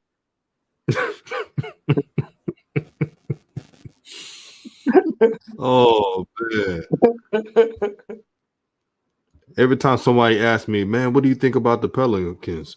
Can they keep a lead? Do they know how to win? DJ, tell me something good about the Pelicans. They got enough TV games, I see. Facts. Facts. They got a player they talk about a lot, even though he doesn't play a lick of defense in Zion Williamson. And they have Lonzo, and if you got a ball brother, you're definitely going to get clicks. That's the only positive. The only positives I can say about this team, man. Because they are on everything. Bro, let me give you all an example. Can I give you an example? I'm sorry. Go ahead. Sorry. Go ahead, Ram. No, go ahead, Coach. I mean, because this is I was just going to say to speak to your point right on target. Okay, Ja Morant drives in on Josh Hart. He shoots the ball. The little guard there. The little guard there. The one they brought in. God, what is his name? Bledsoe. So Bledsoe plays pretty decent defense. Put his chest on him, so he doesn't get it off. Adams standing right next to him. The ball comes off. Instead of Adams getting it, he's just standing there watching. See, now if that was Jackson Hayes in the game, who's got a live body and can rim run, he would have probably got that rebound. because Bledsoe did his job. But dude is standing there watching, like his feet got glued to the ground. See, it's stuff like that. This team supposed to have pros on their team. Bledsoe supposed to be a pro. Adam's supposed to be a pro. B.I. been around long enough to be a pro. But they still do all these little silly things that real people that watch basketball know will produce what DJ is saying. Why they can't keep a lead. I just get a headache watching the Pelicans. Even when they win a game, they play the games too close. It doesn't matter if they play a last place Eastern Conference team. They'll find some way to blow a lead, and you'll see a game where they're up by 20 plus, and then at the end of the game, how in the hell they only up by 6 with 1 minute to go? Like, you're on pins and needles when you watch the Pelicans play. It's like watching the Three Stooges, Curly, Moe, and Neil. Somebody's gonna be doing some F shit out there. Ding, ding, ding, ding. Newsflash, DJ. Zion just made a great defensive stop. Let the church say amen. Oh my God. Amen. I mean, because ain't no reason why a weak side, okay, that he not supposed to be on a regular basis beating balls into the stands. I mean, come on, man. You got to be kidding me. Eugene Stanton says Zion gets buckets. I could read it in his voice. He's probably like this. See, Zion gets buckets. Who cares about defense when you could score? Well, when it comes to LaMelo, right? The dude got a point. What is his name? Eugene. He's got a point. If you only care about scoring baskets, but if you care about basketball, you care about winning. Okay, and if you care about winning, then you must care about defense, because the name of the game is just who can stop the other person from scoring baskets. Because there's plenty of people on the floor in an NBA game that can score baskets. So the only difference is who can get a stop. So yeah, if you just want baskets, then Zion's your guy. Here's what I'm tired of, Coach. I'm tired of Lonzo being the only one to defend. It seems like watching a film, Lonzo covers all their mistakes, and this is part of the reason why Lonzo has not won a defensive first team award or anything, or even defensive player of the year. When you're playing with teammates, do you know the Pelicans could have a above 500 record, literally, if Zion, sometimes Bledsoe's a normal defender. He's not good or bad. He's just normal. If Zion and B.I. could defend normal, they'll have some wins in the win column. But for some reason, they're allergic to defending their man. And they're playing so much help defense. Coach, remember when Lonzo played for the Lakers and the defensive rating for him was very high? You know why? Because he was surrounded by defenders. Without a doubt. Without a doubt. With high IQ. When LeBron got there, I know they didn't make the playoffs, but defensive metrics, they were really good before the injuries. DJ, let's please remember that media narrative. They didn't go to the playoffs because of injuries. Okay, they were in a position to go to the playoffs that year. Okay, when you lose LeBron, Alonzo, and BI, okay, that's a huge. You're not going to the playoffs in the Western Conference. Right. See, so if the injuries hadn't hurt, then they would have gone to the playoffs because they were 3 or 4 at that particular time, and that was Christmas Day. Remember? I remember that. See, so I don't buy into that narrative at all. The Lakers were fine. Injuries, and that's the difference in who wins and who doesn't lose. That's the luck, if you will, of the game of competition. Is you don't know who's going to be able to make it through the whole year and who's going to be injured. But injuries do affect the outcome. And anybody that suggests otherwise is just not being honest. For someone like Lonzo who helps the team out defensively, it's really sad that they can't even give him the ball in backdoor layups, screens. They don't do any of that. But he's out here busting his ass trying to cover for everybody. This is the reason why I want Lonzo traded. I want him to play on a team where he could just do his job, and that's good enough. If he's with the Clippers, you don't have to worry about, and Seth said Lonzo sucks. You must be a troll. Like, I would understand if you'd say Lonzo's not an all-star, or he's just a role player, or he's a useful player. But to say that he sucks, that's not common sense, brother. And another reason for Lonzo to be traded, the fan base does not appreciate him.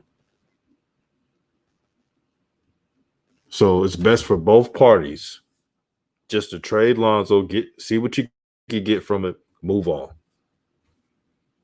Because I tell you what, Lonzo plays for the Clippers. You don't have to worry about if Kawhi and others and Paul George not defended. They're going to defend. Unoriginal Truth, shout out to the new Medium Nation United member. He says Lonzo can't suck when he's the best defensive guard in the league. Yeah, he's got a skill.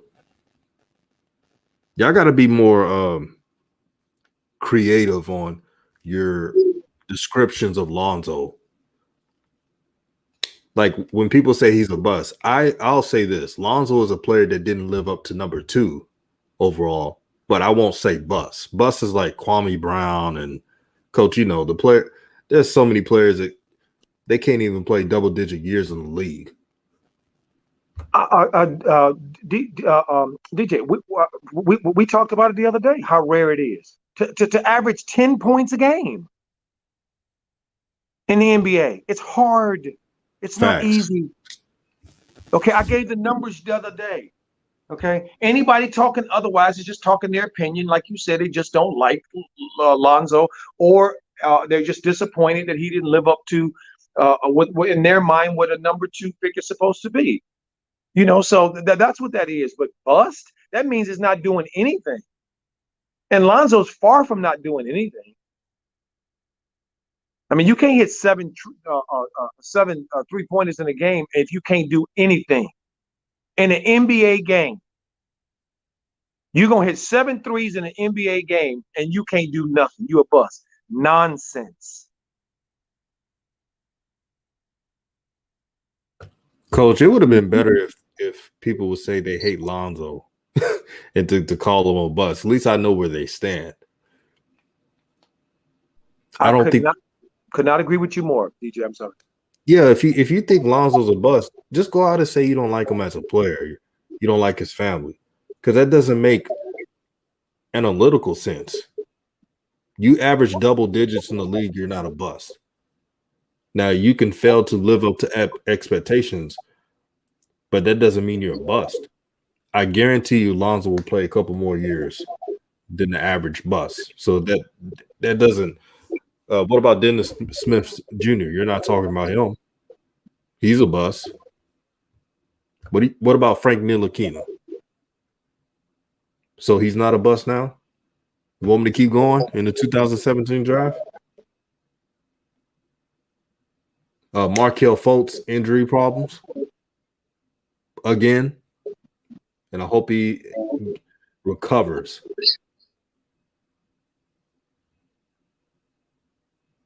Y'all know I'm telling the truth, man. And look what Dexter said. Crockett says Pelicans 83-73. I'm watching the game. 83-73. This is the weirdest team in the NBA, Coach. You know what? I'm watching it with you, DJ. The reason they up right now is because Lonzo ain't got about 3 or 4 stops in a row on this defensive team. I mean, against this Pelican, this team. He just got so that's the difference right now. While you were sitting up talking about his defense and how he's helping the team, he was actually doing it. Greg Oden, Trent. See, Joe Smith. But Joe Smith played for a while. I Joe won't. did. Joe Smith wasn't no bust. Heck No, no. he's not a bust. He played for a long time. Heck no. Coach, what do you think about me creating a term that's not a bust? Like, if you play for a long time, you're not a bust. I call that not living to the expectation. I know it's a long word, but that's what I say. Like a The Joe way I Smith. the way I look at it, DJ, is this: very simple. If you make pension, which I think is 7 years, okay. If you play 7 years and then you eligible for a pension. If you get a pension in the NBA or in football or baseball, any of them, then you clearly are not a bust. Busts don't get to make pensions. They don't get the years in. They don't have the years of service in. Right. See, that's how that works. Man, I had someone tell me on a DM one time, this is months ago, Coach, saying that, man, DJ, you realize that all the busts in the 2017 draft never get mentioned because Lonzo was in their draft class. You know what? They're right. Lonzo, who has a good career, you know, I wouldn't say great. He's an elite defender, and him being an elite defender is the reason why he's going to have years in this league. But they never mention the Dennis Smiths, Frank Ntilikina's, and plenty of more players in this draft. They never do.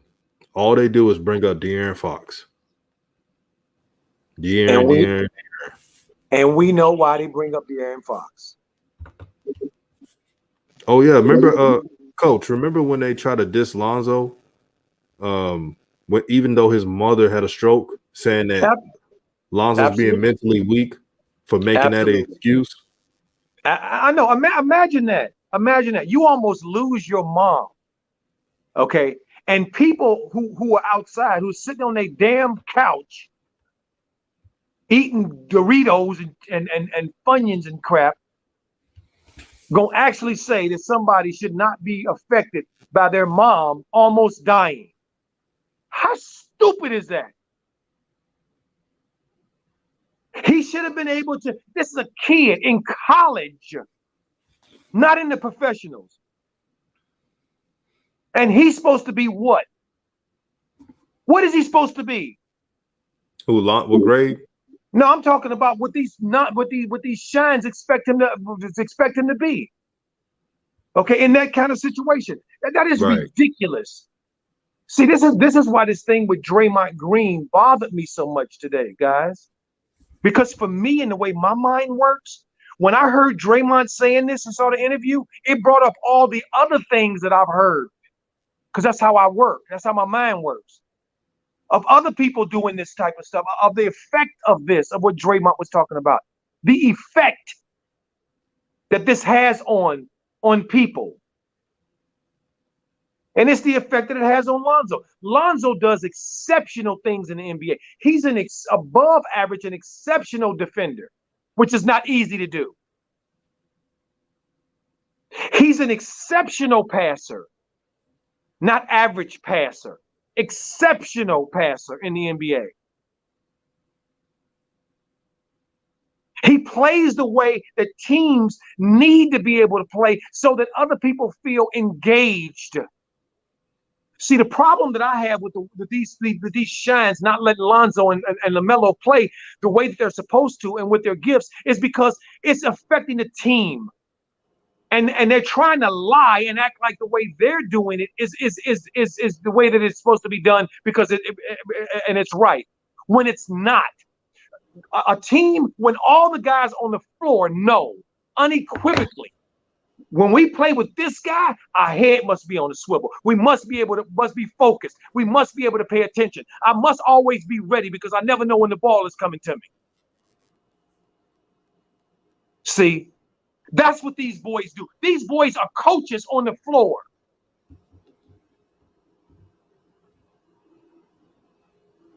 And if they allow them to play like they're supposed to play, then it will expedite the growth of every team, every player on the team, because every one of them will have to dig in and not take plays off and not go to Disneyland on plays because they'll mess around and get popped in the face with the ball or hit in the head with it or embarrassed on national TV that they're out there playing like they're in the outfield picking daisies.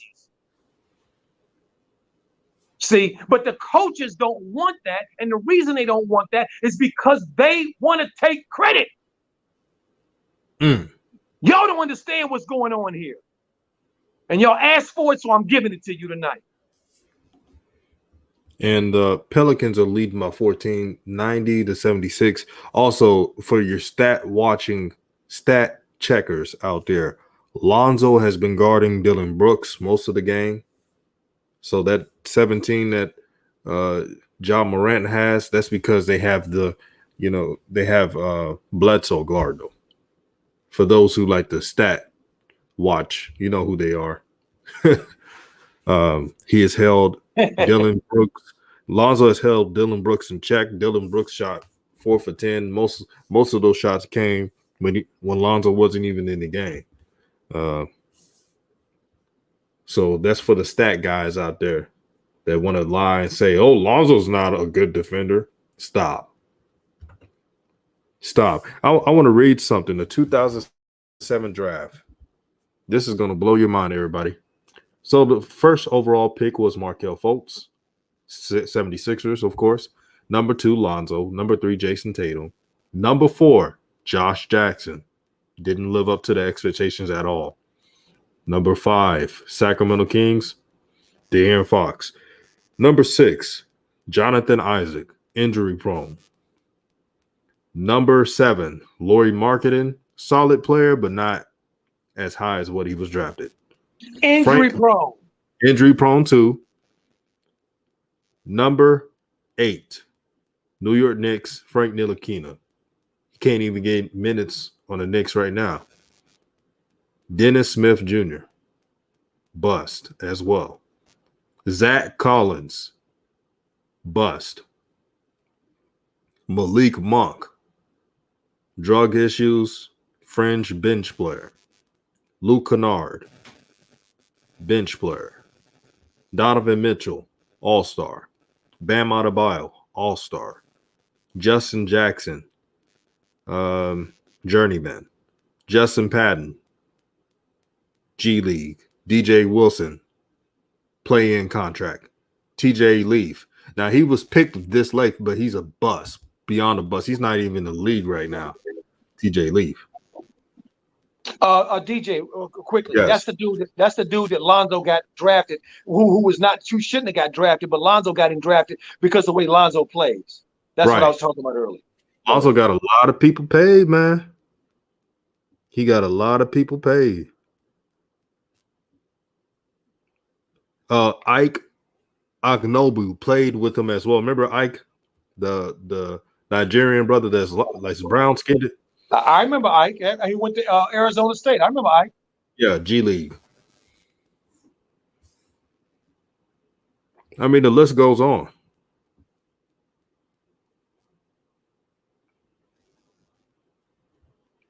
So, y'all tell me, man, Coach and DJ, I can't even much lie to y'all, man. I'm over here watching the Lakers, man. Like I'm really over here watching the Lakers, but I can't watch the Pelicans. I can't tell you. I can't. I'll be telling you that too. I'm over here watching Anthony Edwards be the star of this team. They run the offense through him with Cat on the floor, off the floor, don't matter. He takes whatever shot he wants to take. They are literally running the offense through Anthony Edwards at this point in the season. Man, it must be nice, man. I wish my guy got that kind of treatment. But yeah, man, I'm watching the Lakers. That's why I'm quiet. I'm enjoying the conversation, brothers. But I can't watch that Pelicans game no more. We told Rev, I'm sorry. Rev, thank you for reminding me to flip over too. I forgot it was on. So, because when Lonzo's not in the game, I don't like watching him at all. That's right.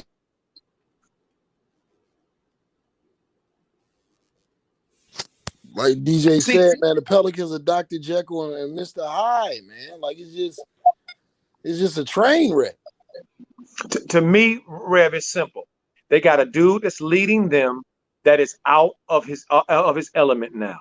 The game has passed you by. The person, see, Phil Jackson is one of the only coaches to me in the history of the NBA that really understood the players and knew that it was about the Facts. players. Wasn't about him. It's about the players. See, and too many of these coaches want it to be about them. And you can tell by how they're running. Like Rev is telling y'all, this kid's got a green light, this kid, Edwards down here in Minnesota. And we not begrudging him the green light.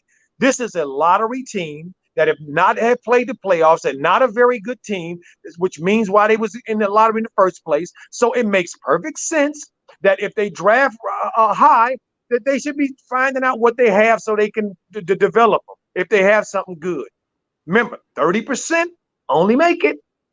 Okay, remember that. So they're doing what they're supposed to do, and that's why I'm gonna keep banging on James Borrego's head and banging on the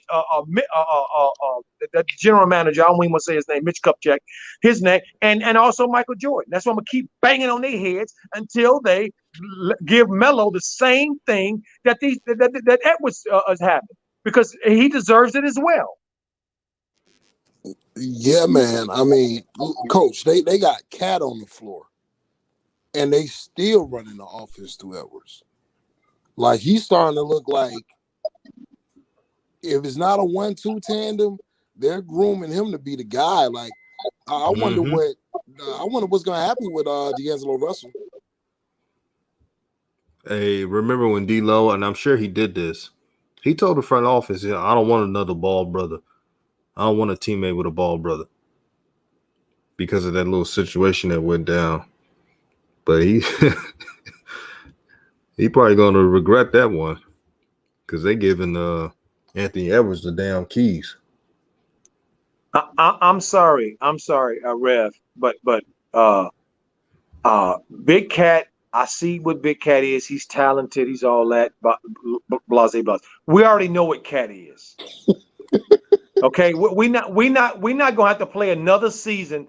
Cat ain't gonna show us nothing he ain't showed us the year before. Ain't nothing new there to see. Nothing to see. The only thing on this team that is worth taking a look at is Edwards. And the same thing with the Charlottes. The only play on that team worth taking a look at is LaMelo Ball. He's the only one that they don't know what he has. Them other ones, we know what you are already. Okay, let's stop trying to. And that's why I'm rejecting Borrego so much. I don't want to hear nothing about no damn Devontae, and I don't want to hear nothing about no Terry Rozier, none of that other or Gordon, none of them. We know what they are, and what they are is what they are. They're not gonna change, and they're not those guys. So Coach, stop it. Do you know? And DJ, check it out. Do you know that they had it's one of those official Charlotte Hornet podcasts. And they had one of their top reporters on there, and they were talking about, what to do with the starting lineup. And some of the things leaking out of the organization, and the reporter bigged it up as well, is to stay pat with the starting lineup of Devontae Graham, Terry Rozier, Gordon Hayward, PJ, and Zeller, because Devontae's in a contract year and he needs to get paid. Are you serious? Is this real life? Like, is this really happening? But I know the guy you're talking about. I know the guy you're talking about, Rev, because I listened to it too. I think it's the Hooked on Hornets podcast. I listened to the dude too, because and it's the one hater of the two. There's two of them on that. The one dude is all LaMelo in and out all day, every day, and he's always pushing back against this dude. No. It's Melo. And I think I know you're talking, because I listened to him. Right. That's right. I listened to a couple of them. And see, again, these, I will say it again. I'm going to keep saying it until people understand what this is. Any success that Lonzo or LaMelo have has to be credited to their dad. They don't want that. They don't care what they got to sacrifice for that. They don't care what they have to lose for that. They're not going to deal with LeVar anymore. See, and they trying to marginalize his kids. The problem is that you cannot put Pandora back in her box when she gets out. And Pandora's out of her box already about Melo. So now the secret is out. The national media is on. I read an article from a dude from the CBS Sport thing. This dude he sounded like one of us. I mean, y'all would have. I read it. I'm like, God, dog, is he listening to us? He said so many complimentary things about LaMelo. I almost emailed the dude and asked him, does he need to go to therapy? See, because I know he gonna catch hell where he work at. So yeah. So I'm not gonna play these games with them no more. It's over with.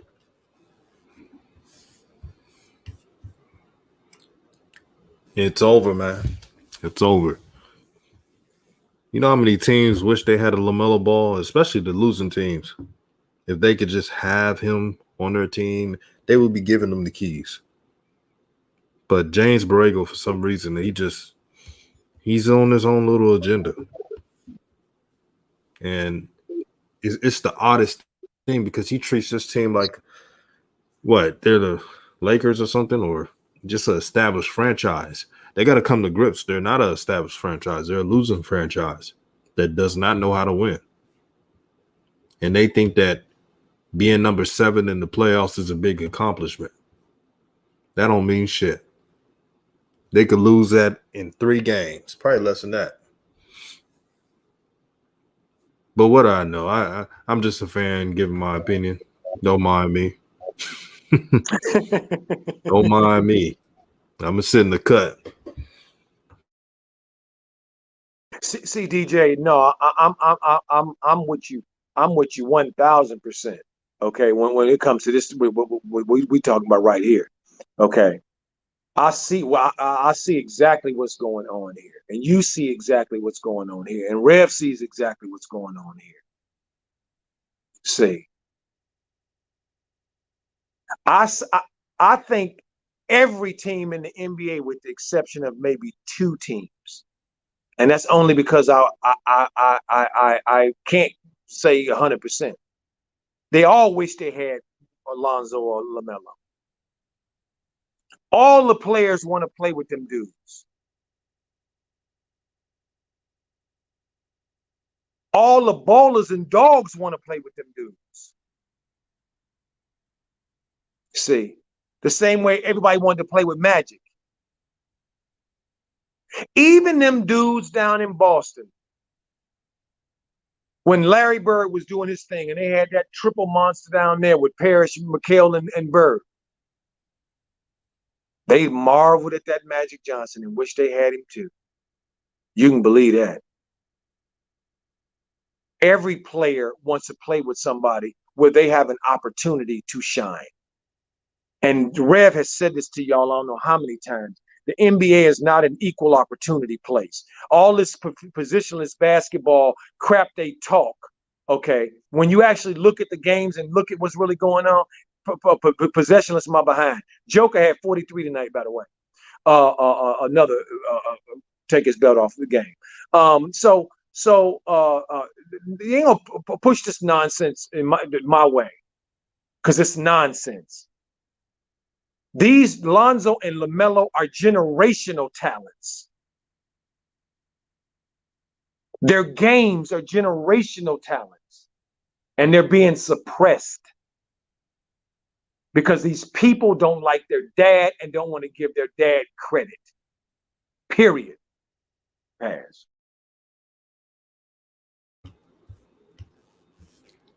That's what it's all about, not giving a brother credit. And it's been like that for years. I'm not surprised by anything anymore. But what makes me so excited about LaMelo's future is that the people he have in his corner, not just that, he just doesn't want to give up.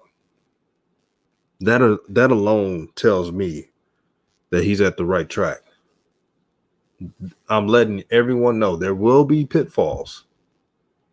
It's just wondering how LaMelo will handle those pitfalls. All he has to do is listen to JJ. You can look at JJ and see he has a good conscience.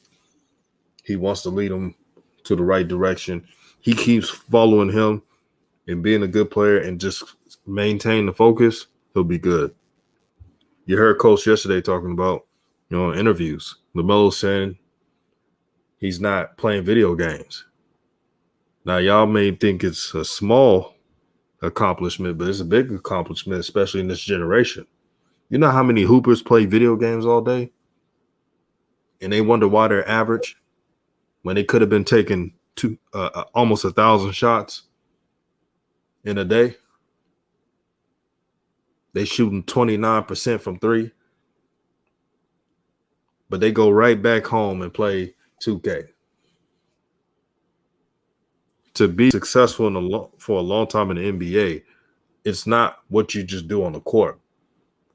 It's in the moments what you don't do in practice when you're alone and all you have is a basketball. And in your mind, you're telling yourself, how am I going to improve so I can help my family?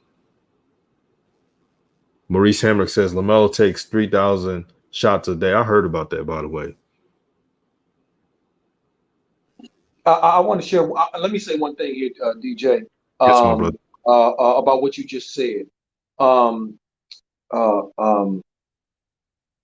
the things I heard Melo tell the reporter, one of the reporters after one of the games, one of the local reporters, that I just put a big old smile on my face. I watched that Ball in the Family thing, and I know how picky them dudes are when it comes to eating, and I know also how important nutrition is to longevity in professional sports. See, one of the reasons LeBron James physically has been able to maintain is because he started young, working on those aspects of his game, putting attention on those aspects of his career. So lo and behold, I'm listening to the conversation with LaMelo, and one of the question that somebody asked him was something about the food in Charlotte. Does he have a favorite place he likes to go? Yada yada yada yada. And he said, basically, not really. He hasn't checked out too many places, but he has a chef, and she prepares amazing meals. I've never heard Lonzo say that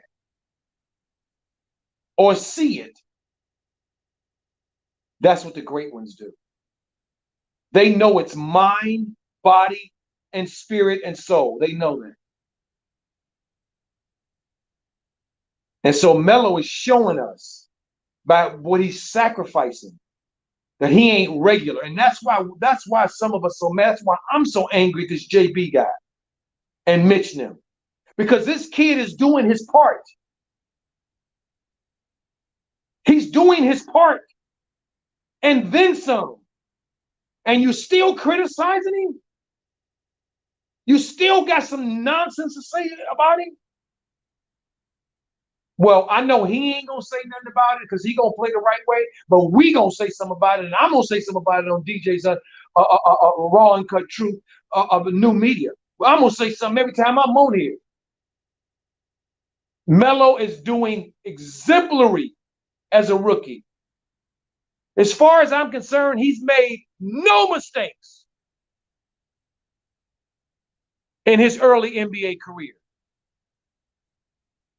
No mishaps. And I don't accept nothing, nobody coming saying otherwise unless you got receipts. You better have some receipts. I don't want to hear your opinion because I just enumerated what he's doing to hone his craft, to be a Hall of Famer, to get the most out of his career, and to offer his employers the best that he has to offer. So he should be getting that reciprocated back to him. And I pause. Fire coach, fire coach, fire coach. And I'm not saying fire James Borrego just yet, even though I definitely wouldn't mind that happening. When I'm saying fire, Ball. I'm saying Coach Joe is speaking that fire right now. He's speaking that raw, uncut truth that you all deservedly need. Brother is on another level. Another level. And that's why he's always on the show. It troubles me. There's a kid, LaMelo Ball, does everything right off the court. But I'm seeing the same pattern that James Borrego does before the draft. For those who are in the chat, remember I told you that LaMelo will be the most nitpicked prospect, probably one of the most nitpicked players in the NBA. So far, I'm right. He can't just win.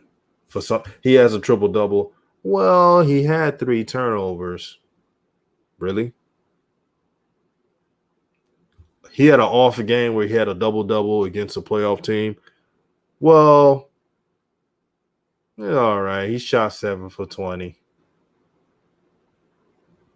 So I guess LaMelo can't be complimented. Are we really going to go that route? James Borrego, he better learn. If he doesn't learn, he's going to be another replacement. He's probably a replacement coach right now. Maybe James Borrego's doing this because he knows he may not return. So he's going out on the sword. But his methods from PR to strategy is not working. I had someone in the comment section earlier the other day telling the panel, but JB is a great X and O's coach. Yeah, you could be great on devising a scheme. But the NBA, just like any sports, is about relationships as well. And if you don't have the chemistry with your starting point guard, because let's be honest, LaMelo is the only true point guard on the team. If you don't have that relationship, it doesn't mean ish.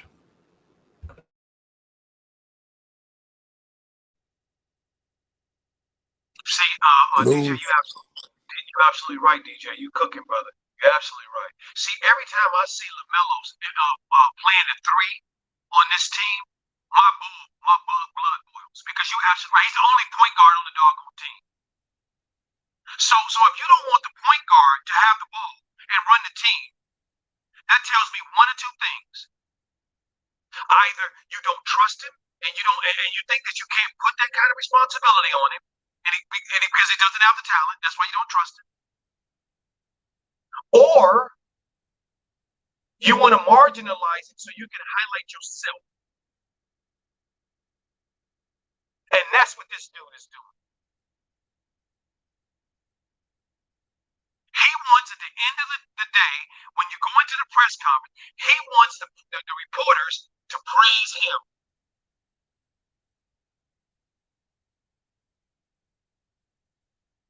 See, that's what I call when I said managing mediocrity. What most of these teams are doing. I feel bad for Borrego in one sense and one sense only. I have a little compassion for him in one sense and one sense only. Is that this greatness got sprung on you and you clearly didn't sign up for it. You clearly ain't over your head. The team that you were to manage was a team that didn't make the playoffs. That's trying to build and trying to come. Not quite there yet. And then a generational talent steps in the door and says, well, hey, hold your horses. We got to recalculate and recalibrate this whole thing now. And he's resisting that. He's angry about having to do that. Because he thought he had it all worked out. He was on the path to to showing everybody how great he was. And then real greatness stepped in and said, here we go. Are you really great? Are you really great? You a great X and O's, really? Are you really that great? Let's see. And then when it was time to roll the ball out and it was time to make it happen, he didn't see. Because listen, folks, don't get it twisted. He is not responsible in any way for what Melo is doing in the NBA. And that's the difference in the success in their team. That's the difference. What Melo is bringing to the table. That's the reason where they are in the standings. That's the reason their record is where it is. Because the person who they had no idea what they were going to get from them, when they found out a month into the season what they're getting, they said, wow, it's exceptional is what we're getting. We're getting way more than we ever thought we could get. But guess what comes with that? You got to manage that. You got to deal with that. And he don't have no reference for dealing with that. James Borrego's reference in coaching is about the little engine that could. I know I can. That's him, and that's the players that he embraced. Not the eagles that fly. He don't know how to manage them. He don't know how to deal with them. He don't know what to say to them. And that's what we're seeing. And I pass. There was a great comment by one of the subs on here.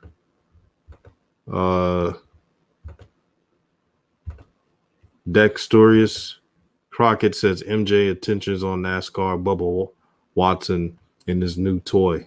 Yeah, the fact that Michael Jordan wouldn't even comment on LaMelo Ball, but he all there, all in the videos, all in the cameras for Bubba Wallace tells me all I need to know. He can't even make a video clip congratulating LaMelo Ball from joining the Hornets. Couldn't even do that. But Bubba Wallace, yes, we're gonna make sure we give him every opportunity he needs to become a winner. You know what Michael Jordan said about LaMelo? I'm gonna tell you what he said. He said this.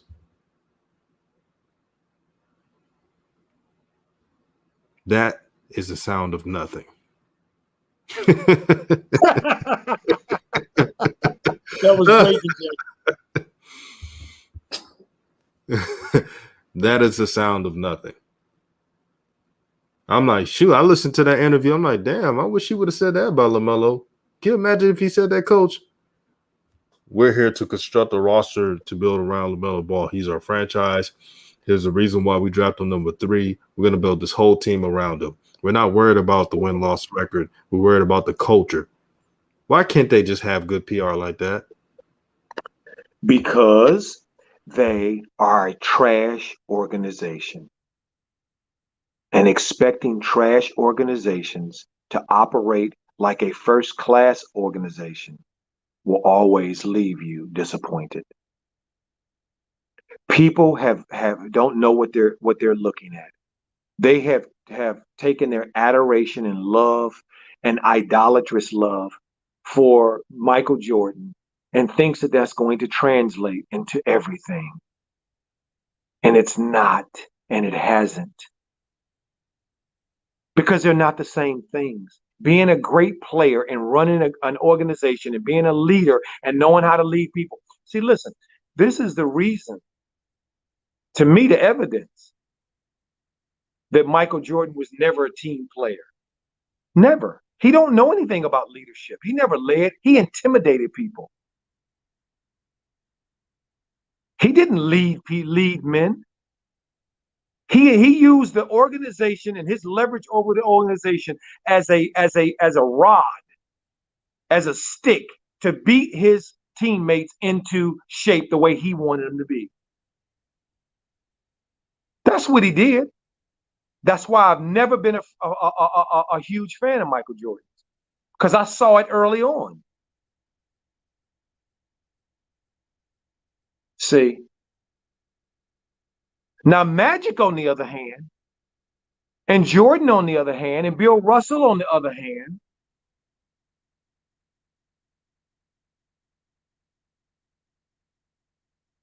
and Isaiah Thomas, on the other hand, their idea was to make their team better. Magic was concerned about how well Byron was playing and James Worthy was playing and McAdoo and all them dudes in the early days. LeBron was worried about how those scrubs that he was playing with when he was dragging them to playoffs and finals. How JR was doing. Can he keep JR right so he don't go off the reservation?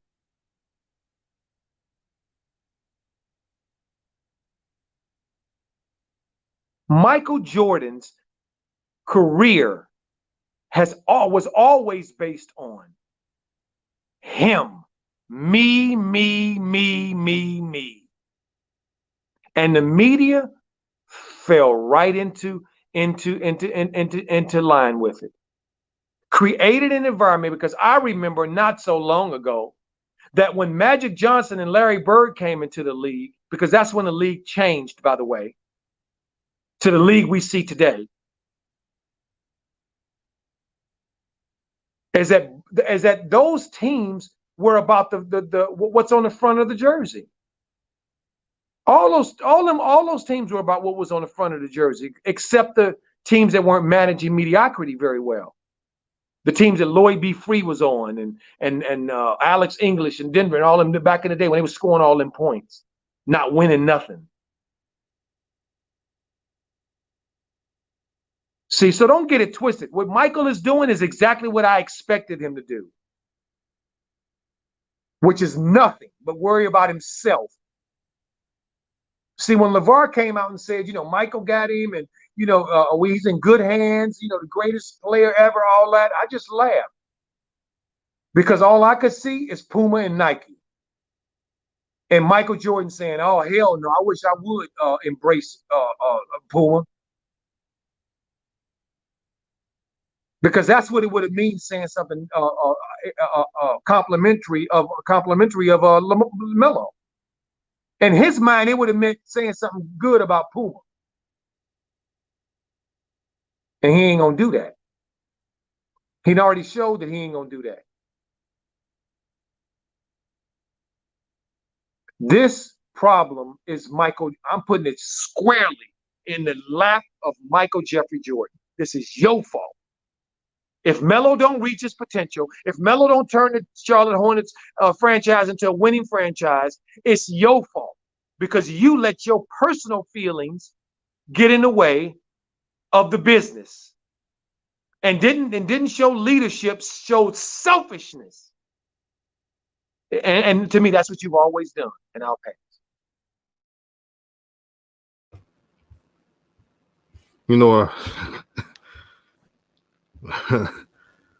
It's crazy. Michael Jordan, man, he's the GOAT as a basketball player. But you know what nickname I got for Michael Jordan, coach? What's that? The WOT. Worst owner of all time. Thanks. I can't. Hey, DJ, I laugh, but I can't give him that. I can't give him that. I know. I just wait wanted to say it. Wait a minute. He gets part of the award, but I can't give him the award outright because Donald Sterling deserves that award. True. The HOT, horrible owner. But it's a good play on words. I know he's not the worst. I know the NFL has had worse than that. But yeah, but not much though, DJ. But not by much, DJ. Come on now. Right. You take Donald Sterling away. If you look at Michael Jordan's background as an owner, it's pretty shitty. Without a doubt. Facts. And I'm being nice with pretty shitty. It's really shitty. That's right. Watch so many shines, because there've been a lot of shines copied me, coach. I know you see it. Mm-hmm. Watch them take this line. I think Michael Jordan is the WOT. worst owner of all time. You see what I did there, right? Right. These lame copycats out there. Boy, YouTube is funny. Mm-hmm. Anthony Edwards is out here cooking the Lakers. Freedom. Cooking. Absolutely Freedom. barbecuing. We got 27 on the Lakers. Playing free. There should be a charge. They called it. I can't believe they called it. But I think he got 27. I saw that, Rev. But I was waiting for you to say it. I saw the charge. Yeah. I was trying to see if they was gonna call it or not. But he's talking crazy. Whenever you got somebody like Melo, there's always gonna be that. And I'm not talking about Anthony Edwards, the person. They're always gonna have an anti that, and they're gonna build this kid up to be that. You know what I'm saying? And I ain't taking nothing away from him. He doing. Hey, if you let me shoot the ball that much, I'm gonna shoot it too. And he's hot. He's playing the defending champs right now. The kid is playing some great basketball, man. For those of you who are checking out that game, who are not checking out that game, it's 105, 100. He has the ball. It's a double team. It does not matter. He's still dribbling the ball. He's out of the double team, still dribbling it. 107. Number 8 on Minnesota is trash. Who is that? Let me see here, Rev. That's he's just a journeyman. That's all. Just wanted to Good God. He's just a journey dude. That's all. Okay. yeah. Nobody. You know what I realized in Anthony Edwards' game? I think a lot of people don't talk about this. He has a lot of moves in his toolbox. Nothing but pro moves. Step back. He got it. He got a bunch of moves. Minnesota's give kudos to Minnesota. I know their record's not great, but as developing young players, they're doing a solid job. I'm being nice and solid. They're doing a great job. Facts. Give Edwards the ball and get the F out the way. Do you feel like if LaMelo would have been there, they would have did the same? Yep. I think so. Probably not to that extent, though. Let's be real. So. Because his last name is Ball. Let's be honest now. Yeah, I ain't never seen no rookie with a green light like Edwards. I ain't never seen nobody. Brian didn't have a green light like that. Not that much. Hell no. Ja had it. Yeah, but see, Ja didn't abuse it. Yeah, but he had it. Yeah, okay, I agree. Yeah, he had it. That's all I mean. He might didn't abuse, but he had it. Also, I wanted to hit y'all with this hot take, hot place, up and ready. Y'all come and get it. Remember, Rev said this tonight. DJ, what you think about this, bro? The Lonzo Ball era in New Orleans is officially over. There's not a might be, there's not a maybe. What I saw from Zion tonight, bro, like it's becoming Zion's team, even over BI. I mean, they're gonna keep running him at the point. One of the things I was saying at the beginning of the season, what people don't give Zion credit for, he played point guard. Like he's really just he's a fat point guard. I mean, that's really what he is. He's a 6'7" point guard. When he was in high school, he played point guard. That's why when he gets in the paint with bigs, he's able to cross them up and in and out because they're not used to that lateral movement. And now, if you put that guy on smaller guards, getting up and down the court, Zoe doesn't have a place on his team anymore, man. So the days of, I wouldn't be surprised in a week or so if you don't see them sit Zoe down and try to see if they can get some trade value for him, man, because they've completely handed over the keys to Zion. It's going to take the league at least half of a season before they figure out what to do about that. I would guess they're going to start sagging off of him, but the problem with that, then they'll just rotate up with our 21-second BI. Anthony Edwards still shooting. Yeah, but 21-second BI. So, yeah, my hot take of the night, man. I mean, it's completely done for Zoe.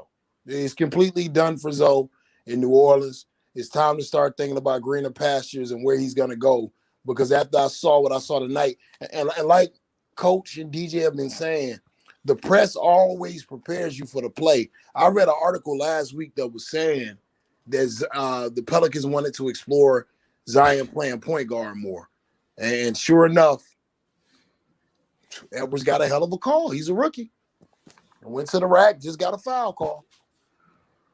Man, You see Gasol punch the stanchion. absolutely, absolutely, absolutely, and that was a big call. I think Edwards can end up with 30 tonight, possibly 29. But yeah, man, the days of Lonzo in New Orleans. If you're a Lonzo, if you're a big time Lonzo supporter, you should rejoice because that brother about to be out of there, man. Well, we're gonna be. See, this is what Minnesota. I'm sorry, DJ. Go ahead. It's all good. See, this is what Minnesota, to me, is signaling by how they're playing Edwards. Is this? They're saying, look, they're managing mediocrity. They said, look, we know we're not going to get to the playoffs with this team. We know we're not. We know that we can be entertaining. Okay, so that's what we have to go for. We have to go for the entertainment factor. We gotta make money that way. And the only way to do that is to generate excitement by what's new, not by repackaging old shit and then saying it's new. Okay, and that's what Big Cat is, and that's what Russell is as well. Okay, we already know what they can do. Okay, but this new toy, this new shiny toy. Let's let this new shiny toy out the garage, and we just gonna roll on that. That's what you do, and that's what Charlotte should be doing, and at the same time, building around that player. But Charlotte's not. They're trying to trick and fool everybody into believing that somehow they have some legitimate chance, and if they make the playoffs, that means that they're on their way with what they have currently constructed. And that's a god doggone fool's gold lie.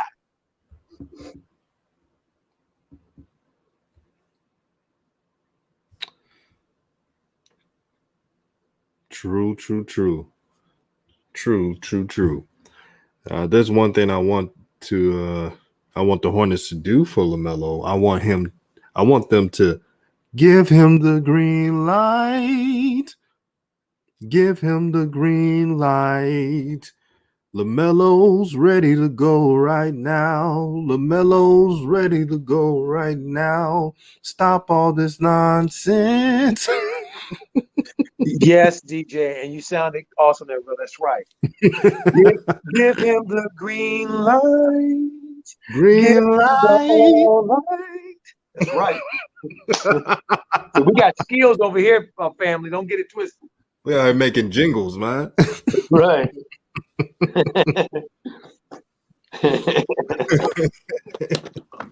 brothers, DJ.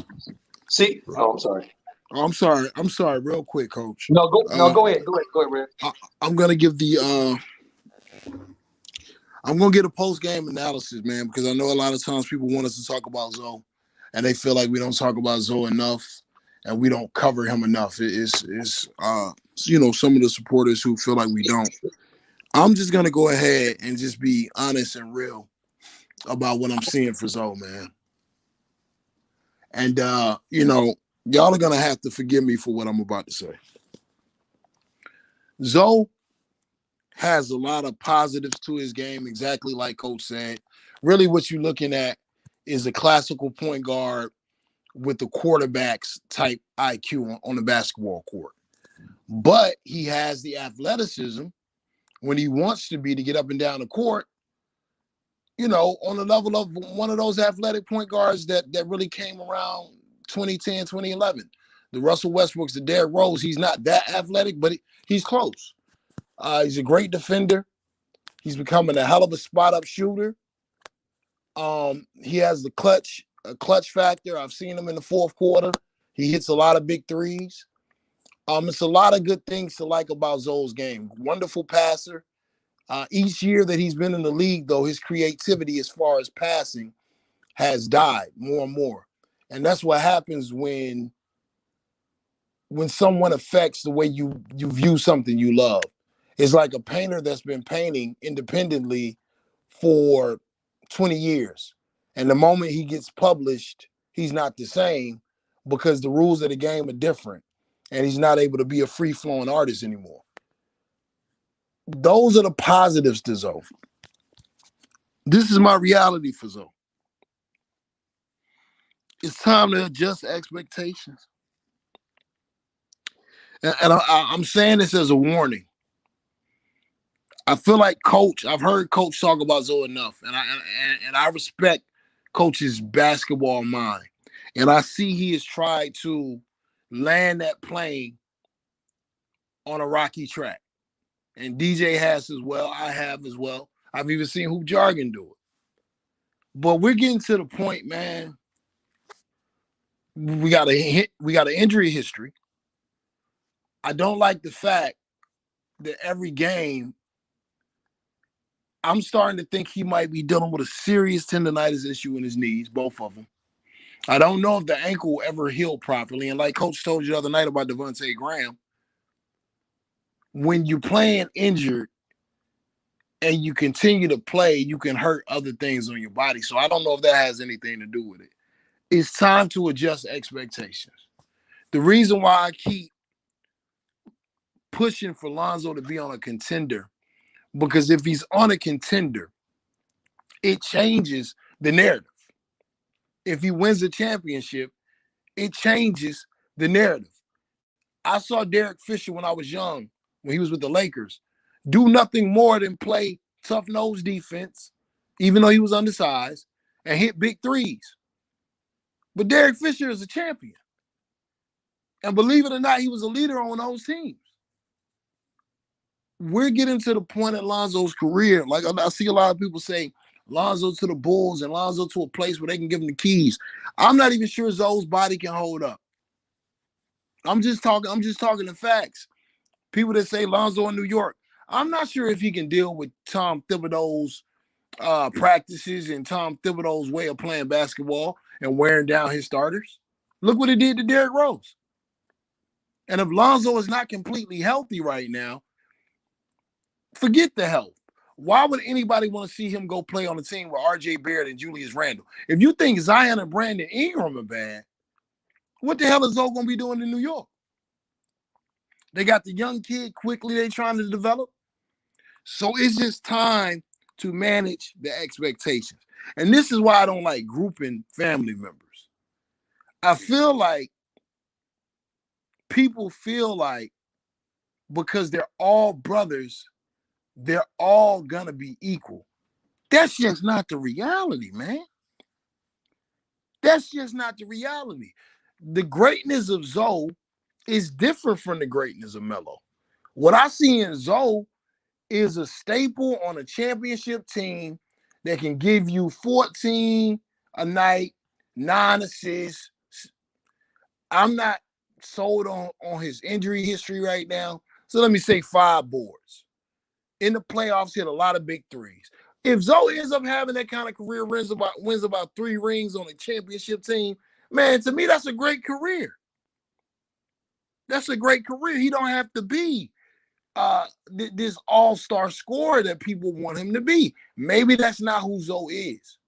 So as we start to look for greener pastures, you got to ask yourself, what do you want for Lonzo? Do you want him to be successful, or do you want him to put up the numbers that you want him to put up?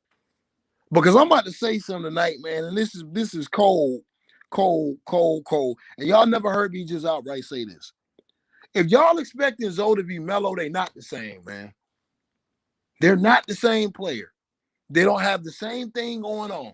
So if it's some secret envy from some people that Melo is getting credit for being this and that, they 2 different players. Stop trying to hold them to the same standard. Zoe has a whole nother thing he got going on. Melo is a whole different animal. It's time to adjust our expectations, because what you can see happen in this community is Lonzo can get traded to the wrong situation and it go bad, and LaMelo can start to ascend, and that's going to cause a problem in the psyche of people that wanted Zoe to be something. But if you have expectations based off of what Lonzo's personality shows and what Lonzo's leadership show, if he goes to a team like the Clippers and gets 3 rings, how could you be mad at that? If he's starting and he's the number 3 guy, number 4 guy, Yo, how Rev, can you be mad at that? Go ahead. I want you to expound on this, brothers. James Smith says y'all treat Zoe like the down ass female who been there since the jump. Y'all treating LaMelo like the hot side piece. What do you think of that comment, my brother? I treat Zoe like a point guard that can't get off. I treat Zoe like a point guard with minimal handles. I treat Zoe like a guy that struggles to beat one-on-one defense without a pick and roll. I treat Zoe like a guard, and coach, you know what I'm talking about, a guard that plays east to west instead of north and south. The reason why I can be objective and look at the game what I looked at tonight, when Zion was running point, he was north and south. Coaches are always going to want a guy going north and south. As soon as Lonzo gets past half course, his shoulder turns east and west. If you're east and west, you're not a threat to go score, unless you have a pivot game and you're able to do the Smitty City, which was made popular by Smith that used to play for the Hawks. And Zoe doesn't have that in his bag. So defenses already know how to adjust because Zoe is playing east to west. He's not playing north and south. Now, my expectations for Zoe are not y'all's. I happen to think Jason Kidd is a great point guard, a Hall of Fame point guard. But Jason Kidd was one of those guys. He was one of those guys that was like a team captain later on in his career. He gave you 17, 18 points, 10, 11 assists. You know, he had some games with 14, 15, but he was a hell of a player. I don't understand. Like, you can't see with eyes that Melo is different? Y'all mean to tell me, this is the last thing I'm going to say. I want to ask this real quick. I got to do it. Y'all telling me if Lonzo was in LaMelo's situation in Charlotte right now, his rookie season, it'll be different. Lonzo started in LA. Okay? He was playing more minutes starting off than LaMelo. Lonzo, in the situation that Melo was in, where the organization didn't even want to start the kid. The guy's dropping triple-doubles, still going back to the bench. So it's just time that we adjust our expectations, just like we got to adjust our expectations for Jello. That's all I'm saying. Brother Rev, or even Coach, one of you two, I hope you answer this. Yvonne says, I want him to play with no fear, no more pressure. He paved the way for LaMelo. What do y'all think when they say, and they keep doing this narrative that he made it easier for LaMelo, like LaMelo doesn't have any adversity? Rev, you made a good point about if they switch roles. The question is, if they switch roles, would Lonzo would have handled coming off the bench early?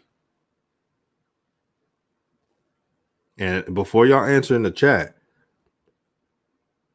would Lonzo overcome that mentally? Is he mentally strong to do that?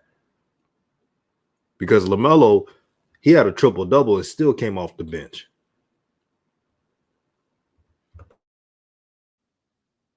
I mean, I want to answer that question honestly, and I'm going to let my brother Coach go.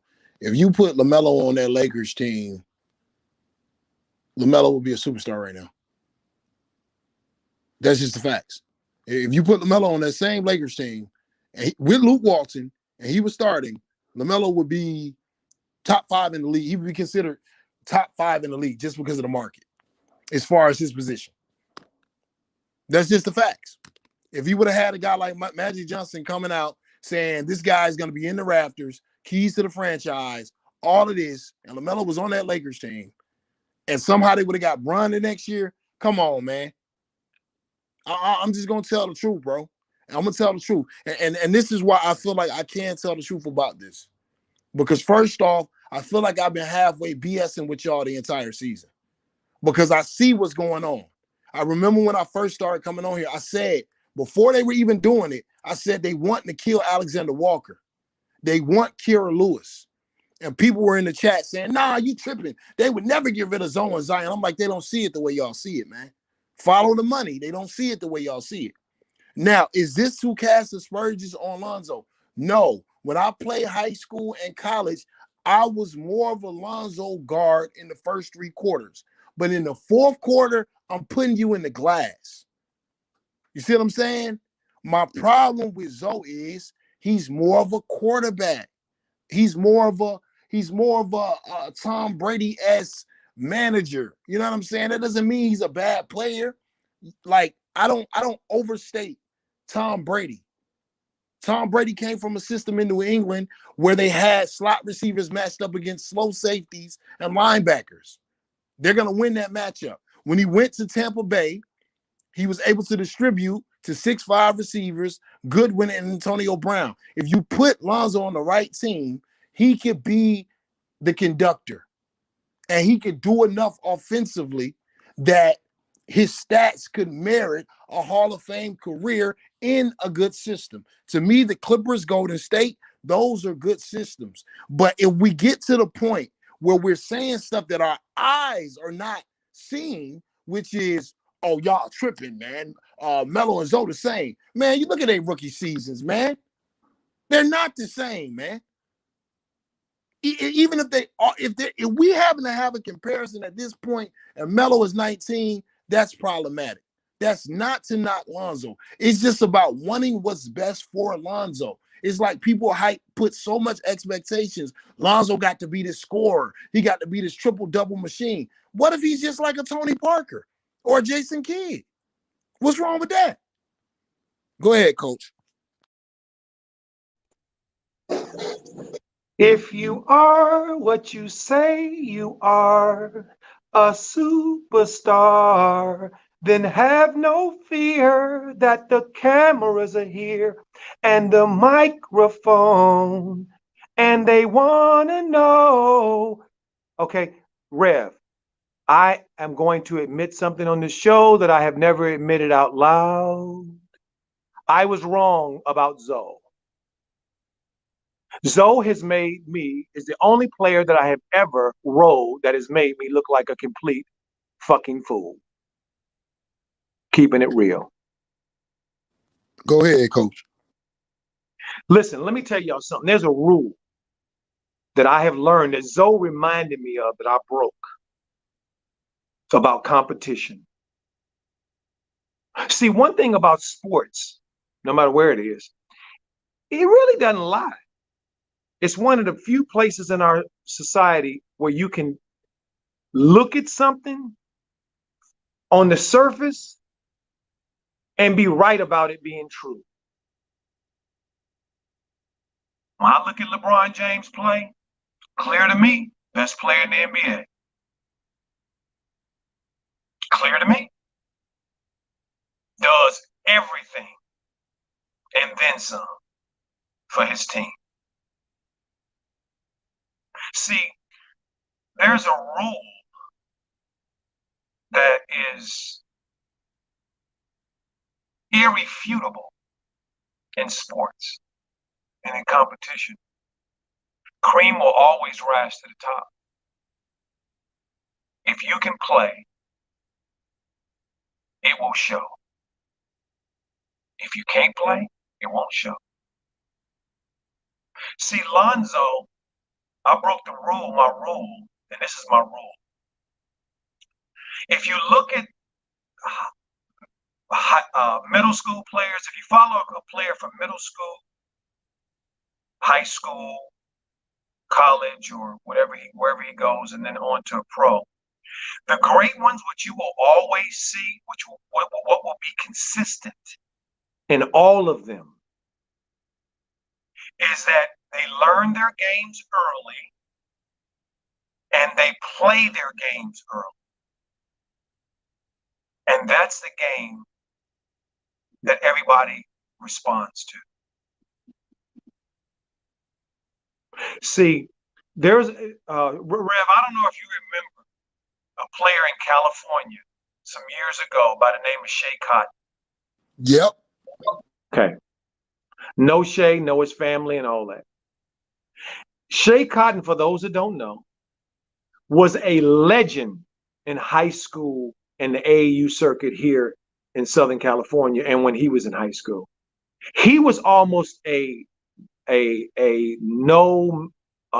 can't miss prospect. Almost everybody thought that he was going to be in the NBA. He never made it because he peaked. Most people didn't see that. The best he was ever going to be was when he was in high school. Because when he went up in level and he brought that game with him, it didn't translate. Because he was no longer could overpower people and play the power game and so explosive. Now a lot of people were explosive, and he didn't really have a game. That's what Rev was telling you about Zion.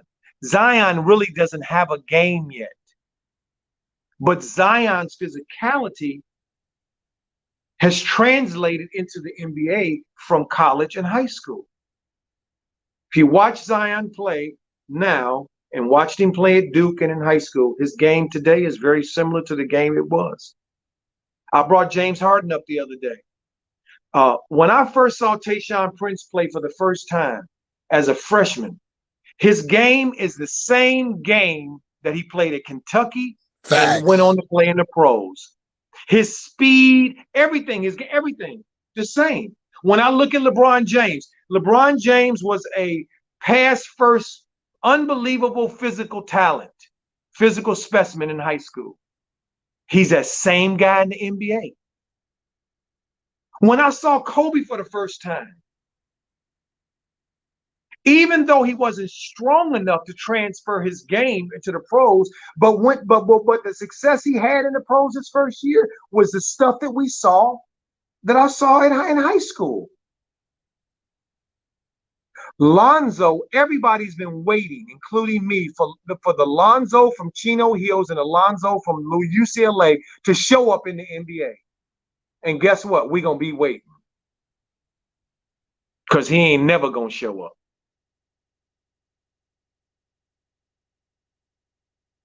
The stuff that Lonzo did in high school that made him stand out and in UCLA are the things that make him stand out in the NBA. His passing,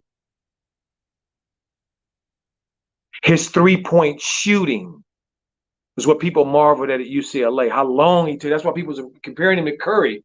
He's like Curry. No, he ain't. No, he ain't. Clearly. But that wasn't really Zoe's game. Zoe's game has really been, since high school and UCLA, defending and passing. Facts. Being that quarterback. That's his game. And the game that most people thought related to the NBA was Jason Kidd. Coach. Yes. There's something that J&J Video said that we all got to be honest. As fans of the Ball family, I want everybody to be honest when I read this. So she's pretty much answering the question if the roles were reversed, if LaMelo would have came out first. She says that if he came out like LaMelo succeeding, he would have made LeVar look like a genius. He is, and it would have made the road a little easier for Lonzo and Jello. Oh my God. That's the dirty secret nobody wants to talk about in this community. I have a lot of fans of this channel who DM me this all the time. They said, man, I love Lonzo. They love Lonzo. They defend him all the time. But even they told me this stuff. Bro, DJ, let me get deep real quick, bro. Shout out to the brother that was shouting out Ball Facts videos. Shout out to the brother. And this is no disrespect to him. He does his thing, and what he does is what he does. I am not contesting that LaMelo and Lonzo playing together would be a beautiful thing. I'm not contesting that at all. You know what I'm saying? I feel like that brand of basketball, they're going to hijack that brand of basketball pretty soon.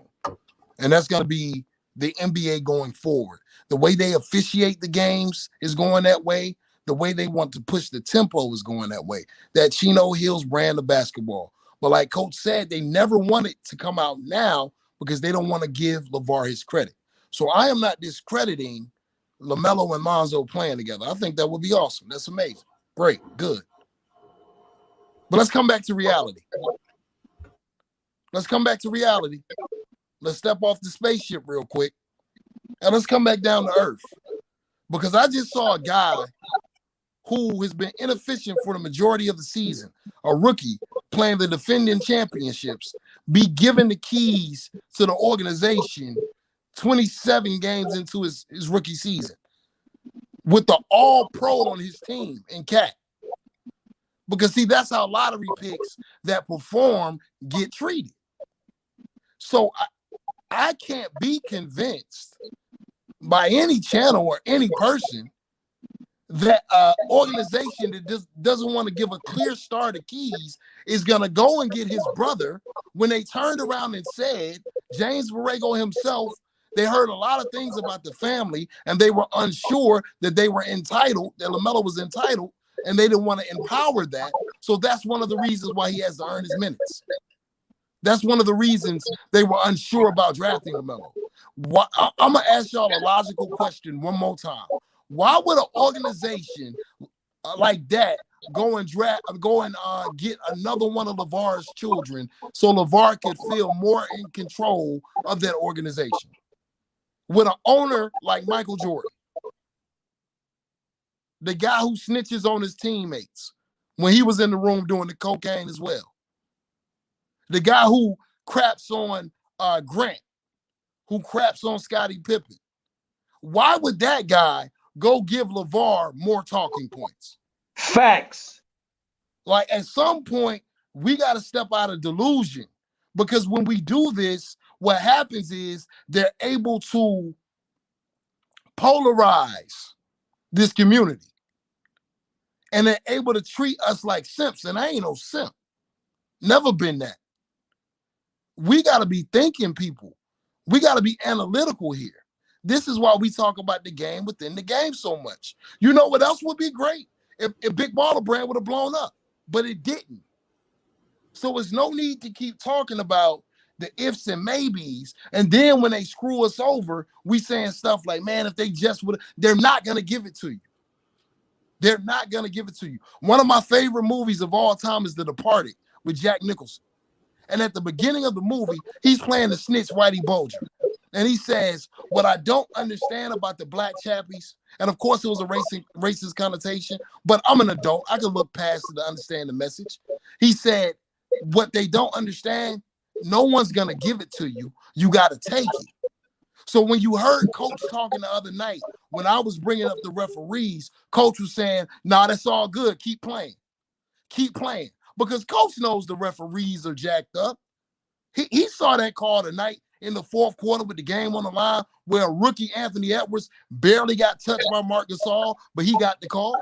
Coach understands basketball, but he understands the mentality and the dog you have to be if you're an outlier and you're doing what LaMelo's doing.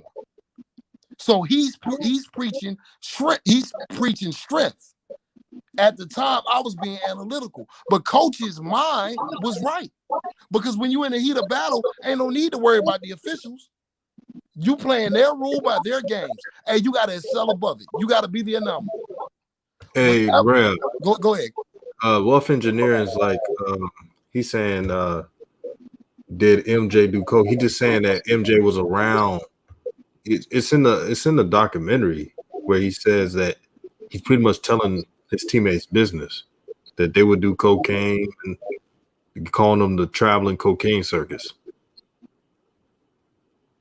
That's what Rev was talking about, that MJ snitch. Yeah, MJ snitched on his teammates. Go back and watch the documentary.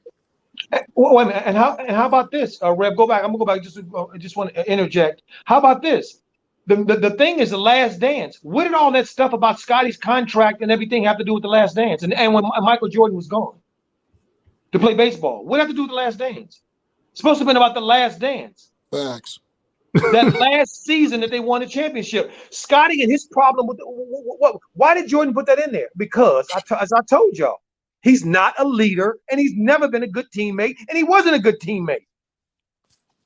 And that's why his organization that he runs, that he's in control of, looks like doo-doo smell. Hold on, Coach, real quick. They're asking me, G Money is asking me, where did Coach Borrego literally say that? Shout out to my guy, Raphael Haynes, from the three-point conversions. It was after one of those 30-point games or 20-point games he had in the last 2 weeks. They were asking him about what he expected from LaMelo when he drafted him. And his words, and I quote, was he did not know what to expect, being as though people looked at him as an entitled person. All of those critics always talk about LaMelo being entitled. Colin Cowherd talked about it the other day because they said LeVar spoiled them.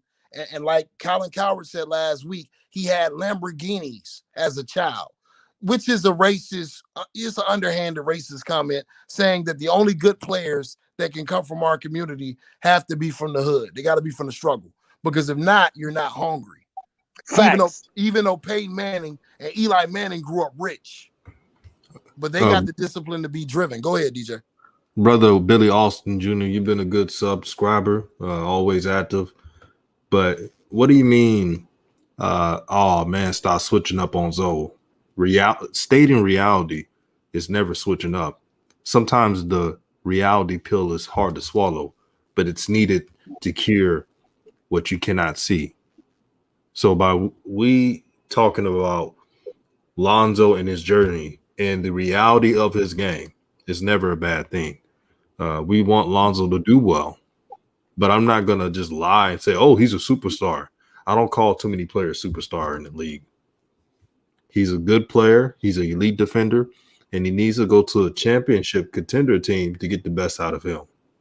That's just what I think of the situation. You know what's so silly, DJ? What's up, bro? A lot of times, no offense to y'all brothers and sisters, y'all get mad at us for saying what LeVar has already told y'all. Facts. Oh, boy. You're going to go Y'all don't want to do this with me. Because really, I just been sitting back and watching. Because I keep expressing to you all, I am a person that really loves basketball. It's not like when I'm watching the game, if Melo didn't have it, bro, I would tell y'all, I would be straight up and be like, Melo don't got it, dog. I don't care who said what, who supports what. If a player ain't got it, you ain't got it at that position. I'm not saying Zoe doesn't have it. I'm saying Zoe has it in a different way. What makes him special is different. LeVar told y'all that. He said Zoe is the guy that's going to do all the dirty work, all the leadership stuff, like play hard-nosed defense in the fourth quarter, play both ways in the fourth quarter, get his teammates involved. That's what his father said about him. So y'all know better than his father now?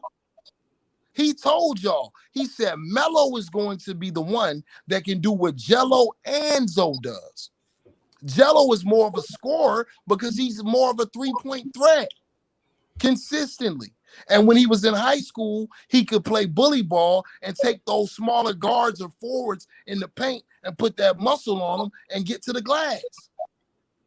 So Lonzo is exactly what he's supposed to be, which is a leader and a cog on a championship team that is the conductor via Jason Williams. Melo is exactly what LeVar said he would be, which is a superstar and an all-around offensive player. The only thing that has happened with LaMelo, and LeVar said this as well, he is trending upward on defense quicker than anyone expected, except for LeVar. Because LeVar went off on him on Ball in the Family on one of the first two seasons and said, until you learn to play both sides of the court like your brother, you won't be who you think you are. Rev, before Coach comes in, I got to address this, my brother. Shout out to Claudia Taylor, loyal subscriber, who no matter what I say or what any of us say, she still supports the platform and the message of new media. Billy Austin Jr., what do you mean show is going down, but I'm a loyal listener? What do you mean by that? Because we got an opinion? Do you want us to always agree on everything and be hunky-dory and be like ESPN? Oh, it's okay. It's okay if you shoot 3 for 11. Man, what's the point of that? Like Ant Learns, how's the show going down? Ain't nobody about to sit up here capping for Zoe, man. They got channels that do that. They got channels that'll lie to you for views, bro. I'm not about to do that, bro.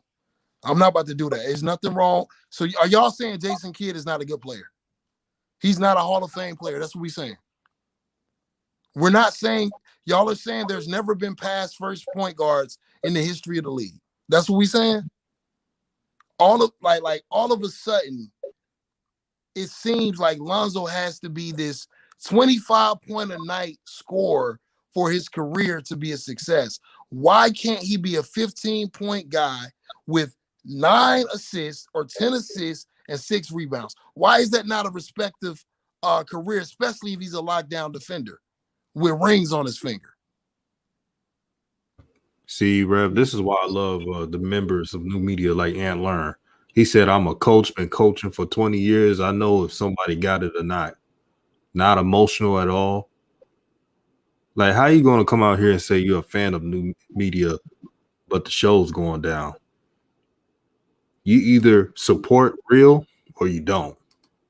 You know, MLK, before he was assassinated by the government, had a speech about people on the fence. He said, whether we are under the bridge, over the bridge, or on a tough hill, when we're in this journey, I don't need anybody on the fence. And for the future of this channel, we got to make it a point where everybody has an opinion. You agree to disagree. This is something we're supposed to learn when we're kids. You agree to disagree. But at the end of the day, we're all brothers and sisters, blessed by the Most High. And let's not forget that. And see, no one has still addressed the fact that I said LeVar told y'all this. I hear the comments about Facts. tripping. I hear the comments about this or that. Go argue with LeVar. LeVar said this. Now, coach, you a coach. You travel many miles, coached a lot of players, seen a lot of basketball. If all 3 of those boys was like Melo and aggressive scorers, how the hell would they ever play on the same team? Rev, that was legendary, brother. You took your belt off tonight. And you whooped that ass. I'm telling you. And the ass you whooped was this idea that we have to show up fake and phony because we support somebody. I can't tell you what I really see because I support somebody. No. That ain't what this is. For those who don't really understand what you're watching when you're watching LeVar Ball and Tina Ball and the Ball in the Family, and LeVar talking about his kids, let me help you a little bit, okay? LeVar knows all of the weaknesses and the strengths of his kids. He knows it in their personalities. I got 5 children. I can tell you every one of my kids' personalities. The strengths of their personalities, the weaknesses of their personalities. Got nothing to do with hating my kids. I love my kids. I would never hate my kids. But not everybody is the same. And because someone may have a strength and someone else might be weak in that area, doesn't mean that they're weak. They are a weak person. Everybody has strengths and weaknesses. Nobody is 100% perfect. The reason LeVar keeps saying that he wants his boys to play together is because he knows all of their personalities. And he knows that Melo is the drink, that straw that stirs the drink. That he can bring it all together. Because he is all of them. Lonzo is not. Jello is not. Melo is the Swiss Army knife. Can do it all. 19 years old, can score it all at 3 levels. Got all, they talk about NBA players and finding your spots on the floor. All of Melo's spots on the floor. His canvas is the whole flow. And he's showing you that. Lonzo's never showed us that. Jello's never showed us that. They're parts and pieces of the whole. The whole is Melo.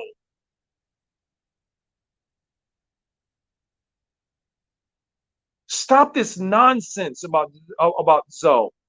Zoe's skills and talent that transferred from high school and college to the pros is his defense and his ability to see the game and his ability to pass.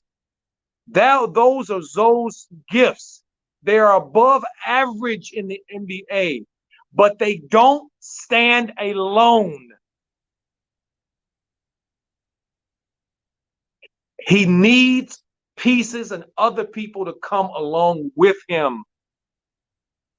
Melo doesn't need that. He's showing you this.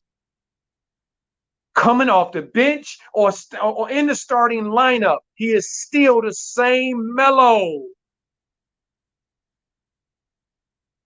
Anybody can see that that's watching the games. Anybody can see that that's been following these boys. What do we know about Jello? That Jello can shoot threes. So if Jello comes to the NBA and all of a sudden can't shoot threes and trying to put the ball on the floor and go to the basket and be that dude, are we going to sit around and say, well, you know, they should let Jello play? No, that's not Jello's game. Jello is an above average shooter, spot up shooter, pull up shooter. So he has to find the right situation where he can be that.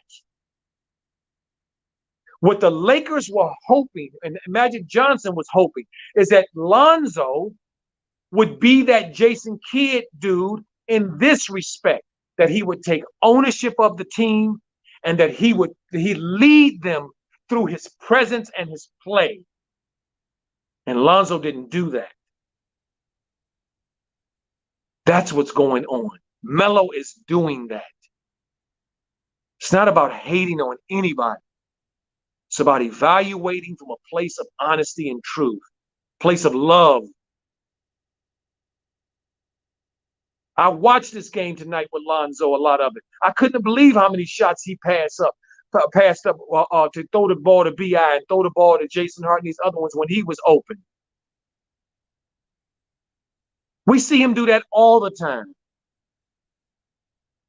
Well, that's not going to be successful for all time, all weather, all games in the NBA. It's not. The guards that are successful in the NBA are the ones that are aggressive most of the time. Most of the time. Aggressive with the pass, aggressive with the ball, with the dribble, aggressive with going to the basket, aggressive with shooting threes, aggressive. And we know what that looks like. Lonzo, at many times in the game, looks passive.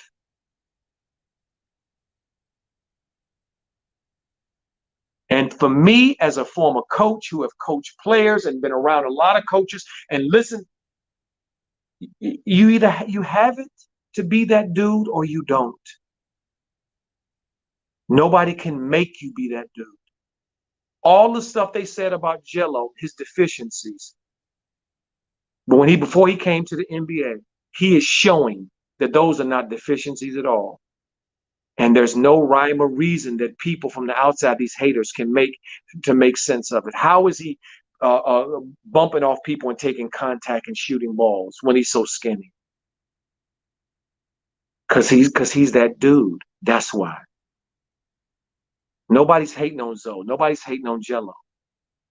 We're calling it what it is. The reason I want him to go to the Clippers, y'all, to be honest, that's the only team I see that he can salvage his career. Because there's dudes on that team that won't ask him to be that alpha. Facts. They can appreciate what he does down there. Play defense. Be a big court. Him and Paul George back there, 6'7", 6'8", 6'6" in the backcourt. Scary. Locking down. Huh? No, I was saying scary backcourt, coach. Scary backcourt. Exactly. That's what the deal is. That's why I said it Clippers. But if he go to anybody else, to me, he will look just like he looks with New Orleans. Sometimes good and sometimes lost. And I'll pass. Fire. Man, to still be here in 3 hours, I'm keep going. What y'all think, man? Y'all mind we keep going, brothers? Yeah, because it's time to say it's time, DJ. Yeah. Look, well, what Biggie say? It's time to separate the weak from the obsolete. Let's go, bro. Exactly. That's you know right. what's funny? We got 130 still in this chat after 3 hours, and a couple people gonna be like, the chat's going down. No, it's not. This is a non-LaMelo Hornets topic. This ain't supposed to be a chat that we have 300 plus views, right? So these are good numbers. We're gonna stay up. We're gonna stay up for real. Shout out to J&J Video. Make sure you subscribe to the sister's channel. She's part of New Media. She says, remember LeVar said that the first BBB represents Melo. It looks different than the other Bs because it represents him and his different than other two. Again, she's right. Man, y'all got to understand, y'all got to read what LeVar says and understand how the family dynamic works. So some of you are mad because brothers like us and some of the brothers on the panel were saying that LaMelo's the best. LeVar said it. LeVar said that the youngest is usually the best. Please, somebody that's saying we're lying, address that. LeVar said that. LeVar said that. It's not just us saying that. LeVar recently said that. Go ahead, DJ. Yeah, if LeVar said it, why are y'all being competitive? We gave Lonzo props. We also said that Lonzo needs to go to a contender to get the best out of him. We also pointed out that the Clippers is a great fit, and you know I don't like the Clippers. So that's saying a lot. We also pointed out how Lonzo on a playoff team could only boost his confidence, but it could boost a team that needs a guard that could defend at the highest level. We mentioned that Lonzo has to cover up the defensive mistakes by the Pelicans. We also pointed out that if Lonzo was on a better team, he could have a chance to win Defensive Player of the Year. Everyone on this panel mentioned this. And still, folks are like, oh, you guys are too harsh. Why y'all don't believe in Lonzo? I mean, we believed in him more than anybody. You have some folks that thought Lonzo would average 16 his rookie year. There was a lot of belief. But yeah, we got to be honest on every situation. If the roles were reversed and Lonzo was playing this way on offense, everybody in their mama would be criticizing him. And rightfully so if he did play that bad, but he's not. As a starter, he's averaging 22 points per game. And this is him playing half on ball, half off ball. Because, you know, Devontae gets his touches. Rozier gets his touches. Don't forget Gordon Hayward. He gets his touches. So it's time to keep it real. If you represent New Media and you're not trying to be old media, there must be objectivity. But so far, this is a fun conversation. I love it. DJ, what up, my brother? If we're gonna keep keeping it real, let's go all the way in with this thing, man. What we're discussing, and I shout out to my Uncle Vern, man. He was saying something about old media. I believe what old media wants us to believe. See, I really think what's happening is old media has hijacked the game of basketball. And it's destroyed the purity of the game. Because some of the greatest point guards that ever lived were not all-time scorers. Because that wasn't necessarily a point guard's job. A point guard's job was to be the leader, facilitate the offense, be able to score enough to keep defenses honest, and be an assist guy. There's a guy named John Stockton that's in the Hall of Fame for doing just that. Hitting open threes, making the right decisions off the pick and roll, and they consider him one of the greatest basketball players of all time. But see, we've allowed this age of stats and this age of the ticker and who's trending on Twitter. Oh, he's got 28 points on 99 shots, fam. Are we saying that Zoe has to do that in order to be a great? Why can't he be great at what his father groomed him to be and still be a great player? Why does he have to be something he's not? And see, another thing for the people who say things like, well, Zoe had 29 points his second game, and Zoe can be that guy. Coach already laid it down for you, man. He already laid it down for you. Zoe wasn't that at UCLA. That's not what made UCLA good. What made it good, he was a conductor. He was a conductor of the entire offense, and he got guys that should have been scrubs paid. That's what makes Zoe special. When I watched Zoe score that 29, I said, that's a hard 29. Facts. That's what y'all don't watch. This is why I'm making my projection. These are hard 20-point games that Zoe gets. How you going to say that, Rev? Because a lot of his 20-plus point games, he has to hit at least 6 3-pointers. That's hard for anyone to do night in and night out. Facts. So do y'all really support? Do you really watch the game? Do you really watch the game? Do you really love a player? Because when you love a player, you study his entire game. I can tell you all about LeBron James' game. I can tell you all about Zoe's game. Zoe doesn't penetrate because Zoe is not confident right now in going to the free throw line. I don't think Zoe's 100% healthy. And he also struggles with isolation basketball. That's fine. If you put him on a system like the Clippers, where the majority of the attention is on Paul George and Kawhi, that leaves him open to shoot that set shot that he's developed. Now he can run pick and roll plays when Kawhi and Paul George are not in the game with Zubac. You know, the guy he played with year one that made the Clippers want Zubac?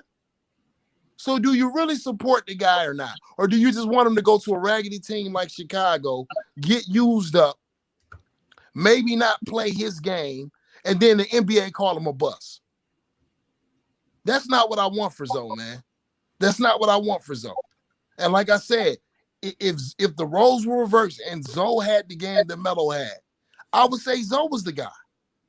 It's nothing personal. I'm really reading what their father has said and listening to what their father has said and remembering what I saw at Chino Hills and remember what I saw at UCLA and remembering that 29-point game and saying, damn, man.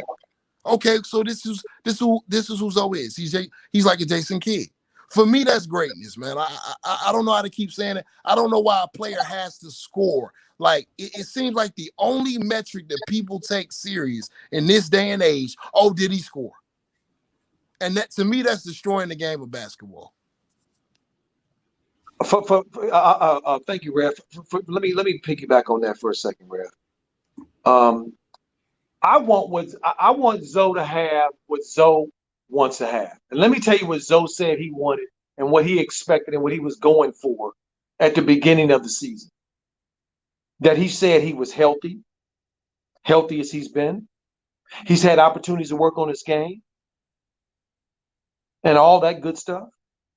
Zoe said that he expects to go out and play like B.I. played and be most improved player.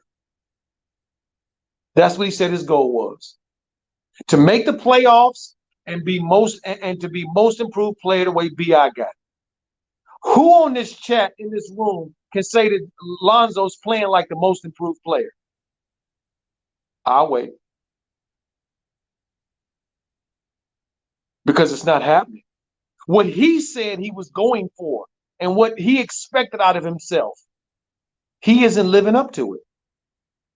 He's still doing the stuff that he's been doing. Sometimes shooting it, most of the time just advancing it and giving it to B.I. and Zion and Jason and everybody else.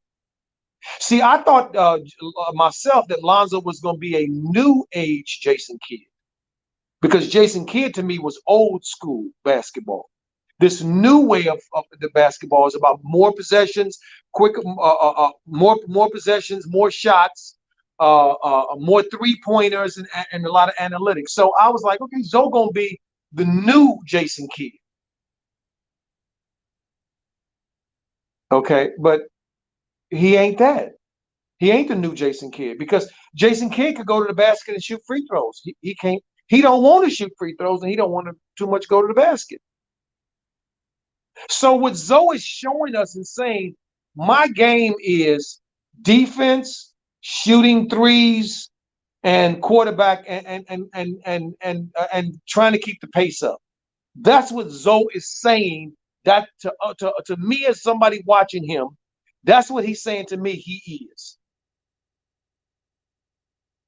because I've seen this over and over and over again. This isn't new. So if that's what you are, okay, who am I to come back and say you're supposed to be something different? I'm supposed to want something other for you than what you want for you? Hell no. Melo said, conversely, let's look at Melo. Melo's on record as saying that what he wants to do, his goal, is to be a Hall of Famer. So when I look at Melo's game as a 19-year-old coming into the league, starting off on the bench, what do I see? I see a dude with a lot of talent. I see a dude that looks like he is trying to be all that in a bag of chips. That's what I see. I see him taking the ball to the basket. I see him shooting floaters. I see him shooting catch threes, pull-up threes. I see him advancing the ball, raising the careers of some of his teammates. I heard a guy say this on a thing I heard the other day. He said he's a Charlotte fan. He said, I have never seen Bismarck smile as much as I've seen him smile this year since he's been on the Hornets. Dude say he's a Hornets fan, lives in North Carolina. Never seen Bismarck smile as much as he's smiling now. Said he didn't even know he could smile. See, Melo, to me, his game and his words match with his intention. Zoe's words are not matching with what he's doing, with what I see out on the court. And who's responsible for that? Is the coach responsible for Zoe saying, I want to be most improved player, and then him come out time and time again and just keep passing the ball to BI and keep passing the ball to Zion, and then when shots come his way, he pass them up? Is that how he going to get to be most improved player? I don't think so. I don't think so. I don't think that's how most improved player is going to be picked. Lonzo is a grown man now with a child. There's no reason for us to sugarcoat it and baby him. He has above level skills. He should use those skills. And to me, until he gets to a place where he can use those skills, because he's not like a Chris Paul to me, that kind of point guard, who shows his leadership and can score as well, but also get his players involved. Chris has been that guy's whole career. The way y'all see him playing right now, playing Phoenix and playing Brooklyn and beating the doo-doo out of him. Chris Paul out there looking just like he always looked to me. When I saw him look that way at Wake Forest, saw him look that way at the Mr. McDonald All-American. Lonzo is showing us who he is. The question is, are we going to admit it and say, yes, this is what we see? Or are we going to prevaricate and say it's something other than that? Well, I'm not prevaricating. I'm going to call it what it is.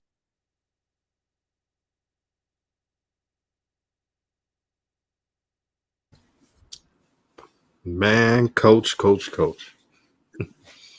Dropping them gems. Man. J&J Video, man, she went bold. Shout out to J&J Video. She's an elite member of New Media. Says, at the risk of pissing some people off, with all due respect, Lonzo's a rapper, Jello's a model, and Melo is a basketball player.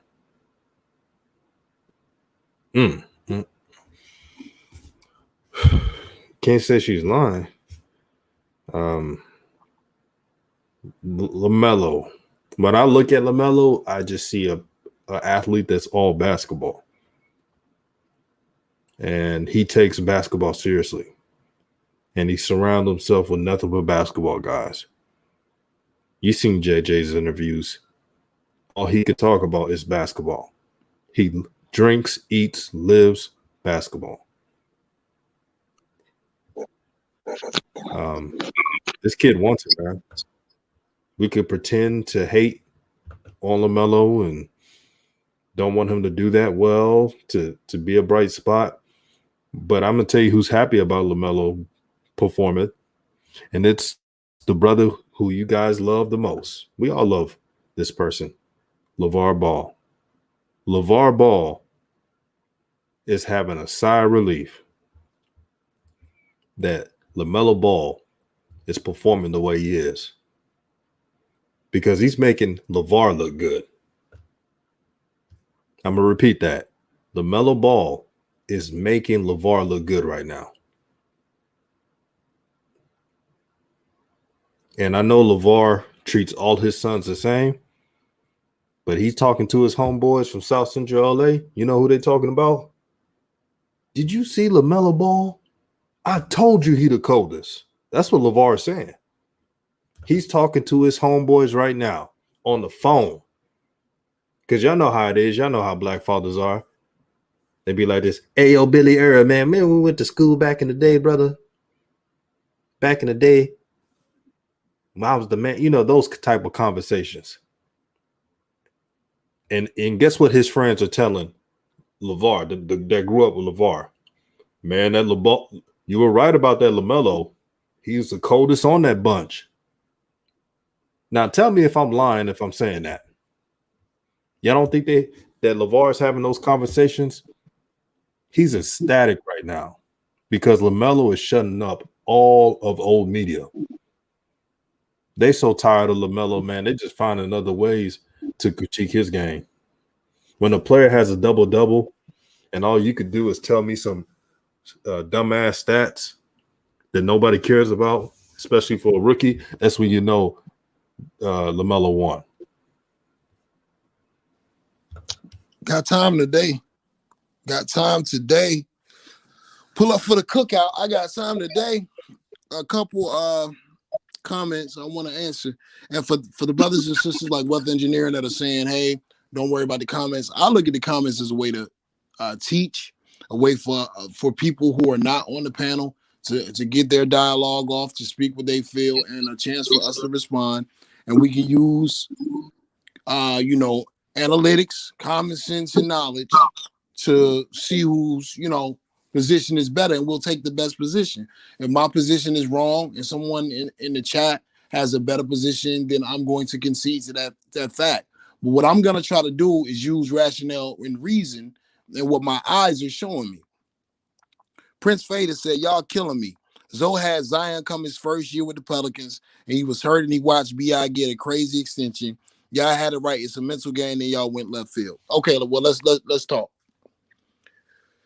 In LA, he had Kyle Kuzma, he had Brandon Ingram, Luke Walton didn't believe in him. That's year one. All right, that happens, right? He gets injured. Coach doesn't believe in him. Next year, LeBron comes, shakes up the organization. Coach still doesn't believe in him. Kyle Kuzma's more aggressive. The organization falls in love with Kyle Kuzma, a second-round pick. They look at Brandon Ingram and Zoe and Josh Hart as trade bait for Anthony Davis. All right. So that happened. But those are 2 years off of Zoe's career, right? It happened. There's nothing we can do about it. I don't like the way it happened. I think Luke Walton was trash, and I feel like he was emotional about the comments that LeVar made, which is bad coaching, all of that. But it doesn't matter. It happened. At the end of the day, it doesn't matter. It happens. It's bad luck. It happens. It's messed up. It happened. Okay, he gets to New Orleans the next year, and he starts off, and Alvin Gentry benches him. He benches him for some no-name guy. I can't even remember his name is, but he benches him. Zion comes in. Brandon Ingram gets an extension. Alvin Gentry didn't believe in him. He starts cooking. He goes to the bubble. the rap on Zoe is he's inconsistent throughout the league. They talk about how it's going to hurt his extension. Sure enough, summer comes around. After summer, the extension doesn't go because the Pelicans try to lowball him. Doesn't matter. It happened. It's messed up, but it happened. This year, they're putting the ball in Brandon Ingram's and Zion's hands, and they're trying to prepare a rookie guard who's underage out of Alabama to take his spot. Doesn't matter. It happened. We know it's wrong, just like we know what's happening with Melo is wrong, but it's happening. So this leads us to this point.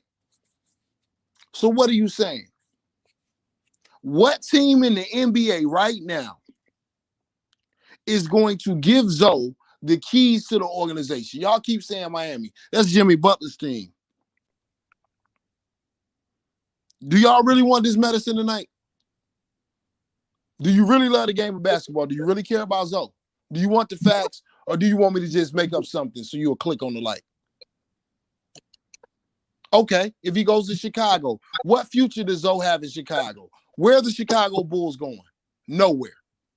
So why would you want a player that you care about to go to a team that is not going to do anything but lose? That's the Russell Westbrook mentality. I'd rather go to Washington and have a bunch of points but never win any games. Okay, so what contending team is going to give Zoe the keys to the organization right now? So if that's the narrative that it takes for us to feel like Zoe is successful, you're setting yourself up for disappointment. Because we're looking at a situation where his brother is having one of the best rookie seasons in history, and he's still going to the trials and tribulations. This is the last thing I'm going to say. Somebody asked the question, so I'll give you the answer. Switch culture. What's going on, brother? I got time today. You said, you said something about Dame being a rapper. He's a rapper that drops 50. I just want to throw that in there. Anthony Edwards, he's a guy that's a high volume scorer as a rookie. And Marvin Bagley, they're trying to get him the hell up out of Sacramento. So that's not a good analogy. But with that being said, the last thing you said is, why did Melo get drafted 3? Now, I think you meant that to say that teams obviously thought that Zoe was better than Melo. That's how I'm taking what you're saying. You want the real answer? This coming from Rev. This ain't coming from DJ. This ain't coming from Coach. This does not represent the views of new media. Those brothers can speak for themselves. He got drafted number 3 because, one, they want to blackball that family or whiteball that family. And they don't want LeVar to get the shine. They don't want 2 sons in the NBA producing at a good clip, because then it justifies what LeVar said. Also, he got drafted number 3 because of Lonzo. Look up 2 quarterbacks named David Carr and Derek Carr. Because David Carr was considered a bust. Derek Carr, a lot of teams didn't want to touch him because they felt like he was going to be another David Carr. That's why in a lot of pre-draft write-ups, you kept hearing, well, he's going to have the same problems that his brother has. He's not going to be able to score in the half court, and his shot is funky. So teams are afraid he's going to be like his brother. That's a question you shouldn't have asked if you really want to know the truth. That's why he got drafted number 3, because teams were afraid they were drafting a carbon copy of Lonzo, a guy that they feel like can't score in the half court and is one-dimensional when it comes to playmaking. And then they thought LaMelo was going to be awful on defense. So that's your answer. I don't want to go there, but you asked the question like it was a valid point, but that's the truth.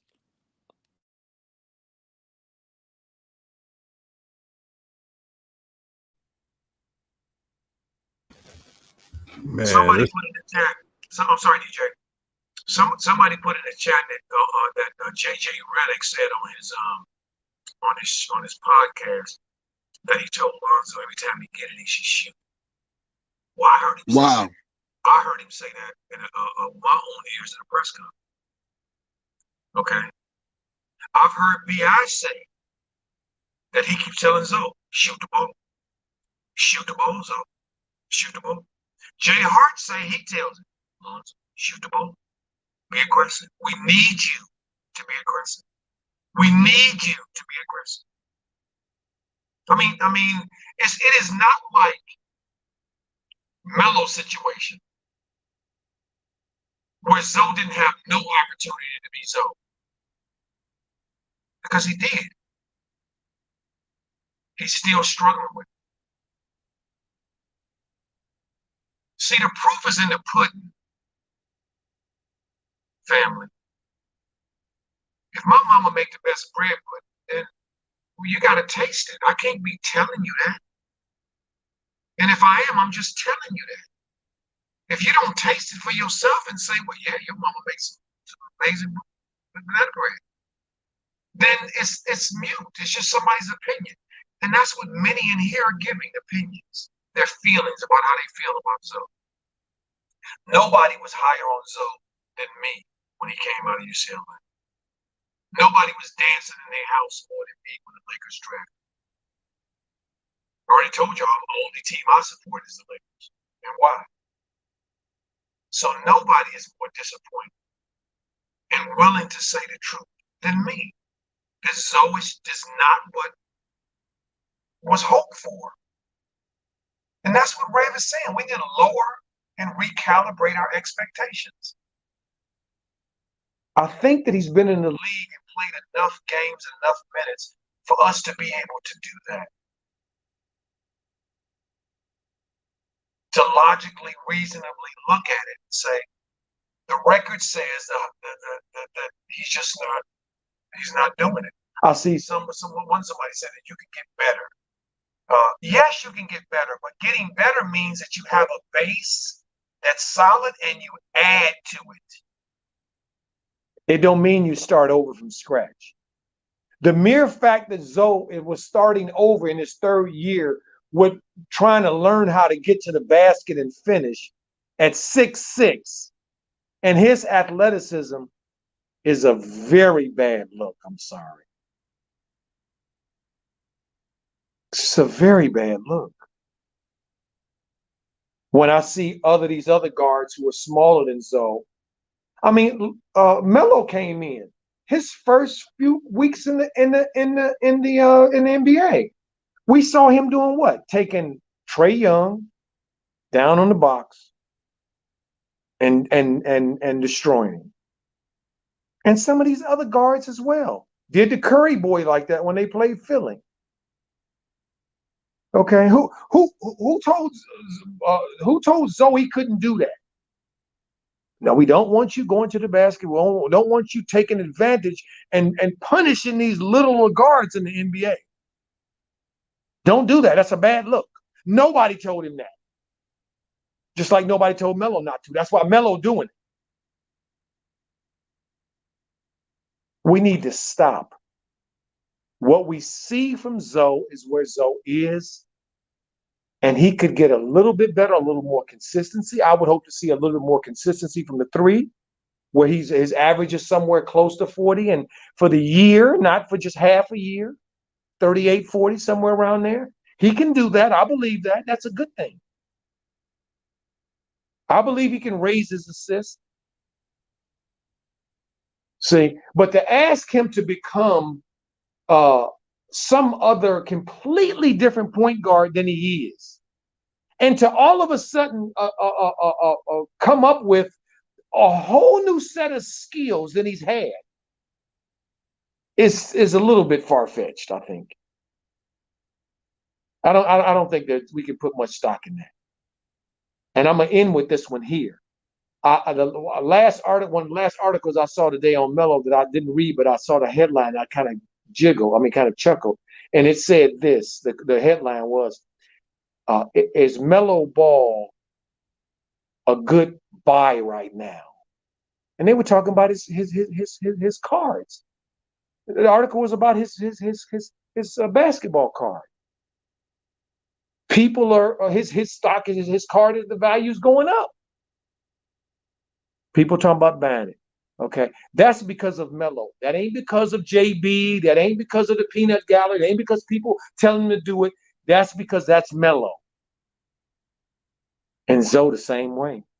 What we seeing with Zoe for the most part, not exclusively, but for the most part, is Zoe's personality and who Zoe is. And I'll pass.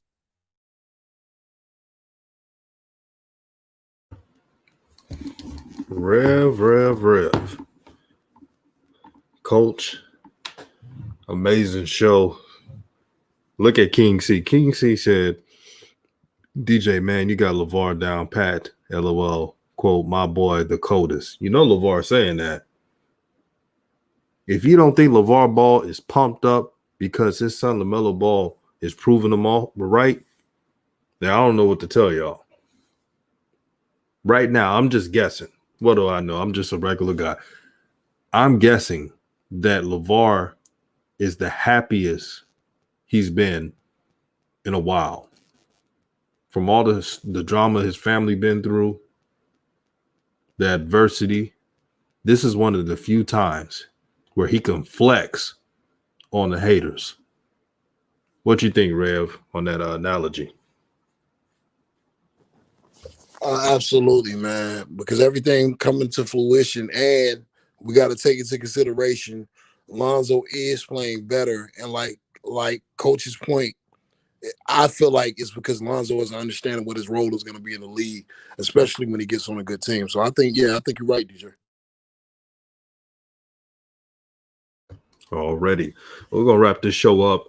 Thank you for everyone who supports New Media, man. All love and peace to everyone in the chat. Make sure your spirits are high. Make sure your frequency is balanced. Make sure you say hello to everyone you meet and keep that synergy going.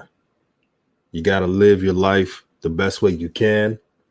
And every time I do these live streams, it heals my soul because I get to interact with so many great people, so many knowledgeable people, and people who care about sports, care about more than sports, life. And that's what it's all about.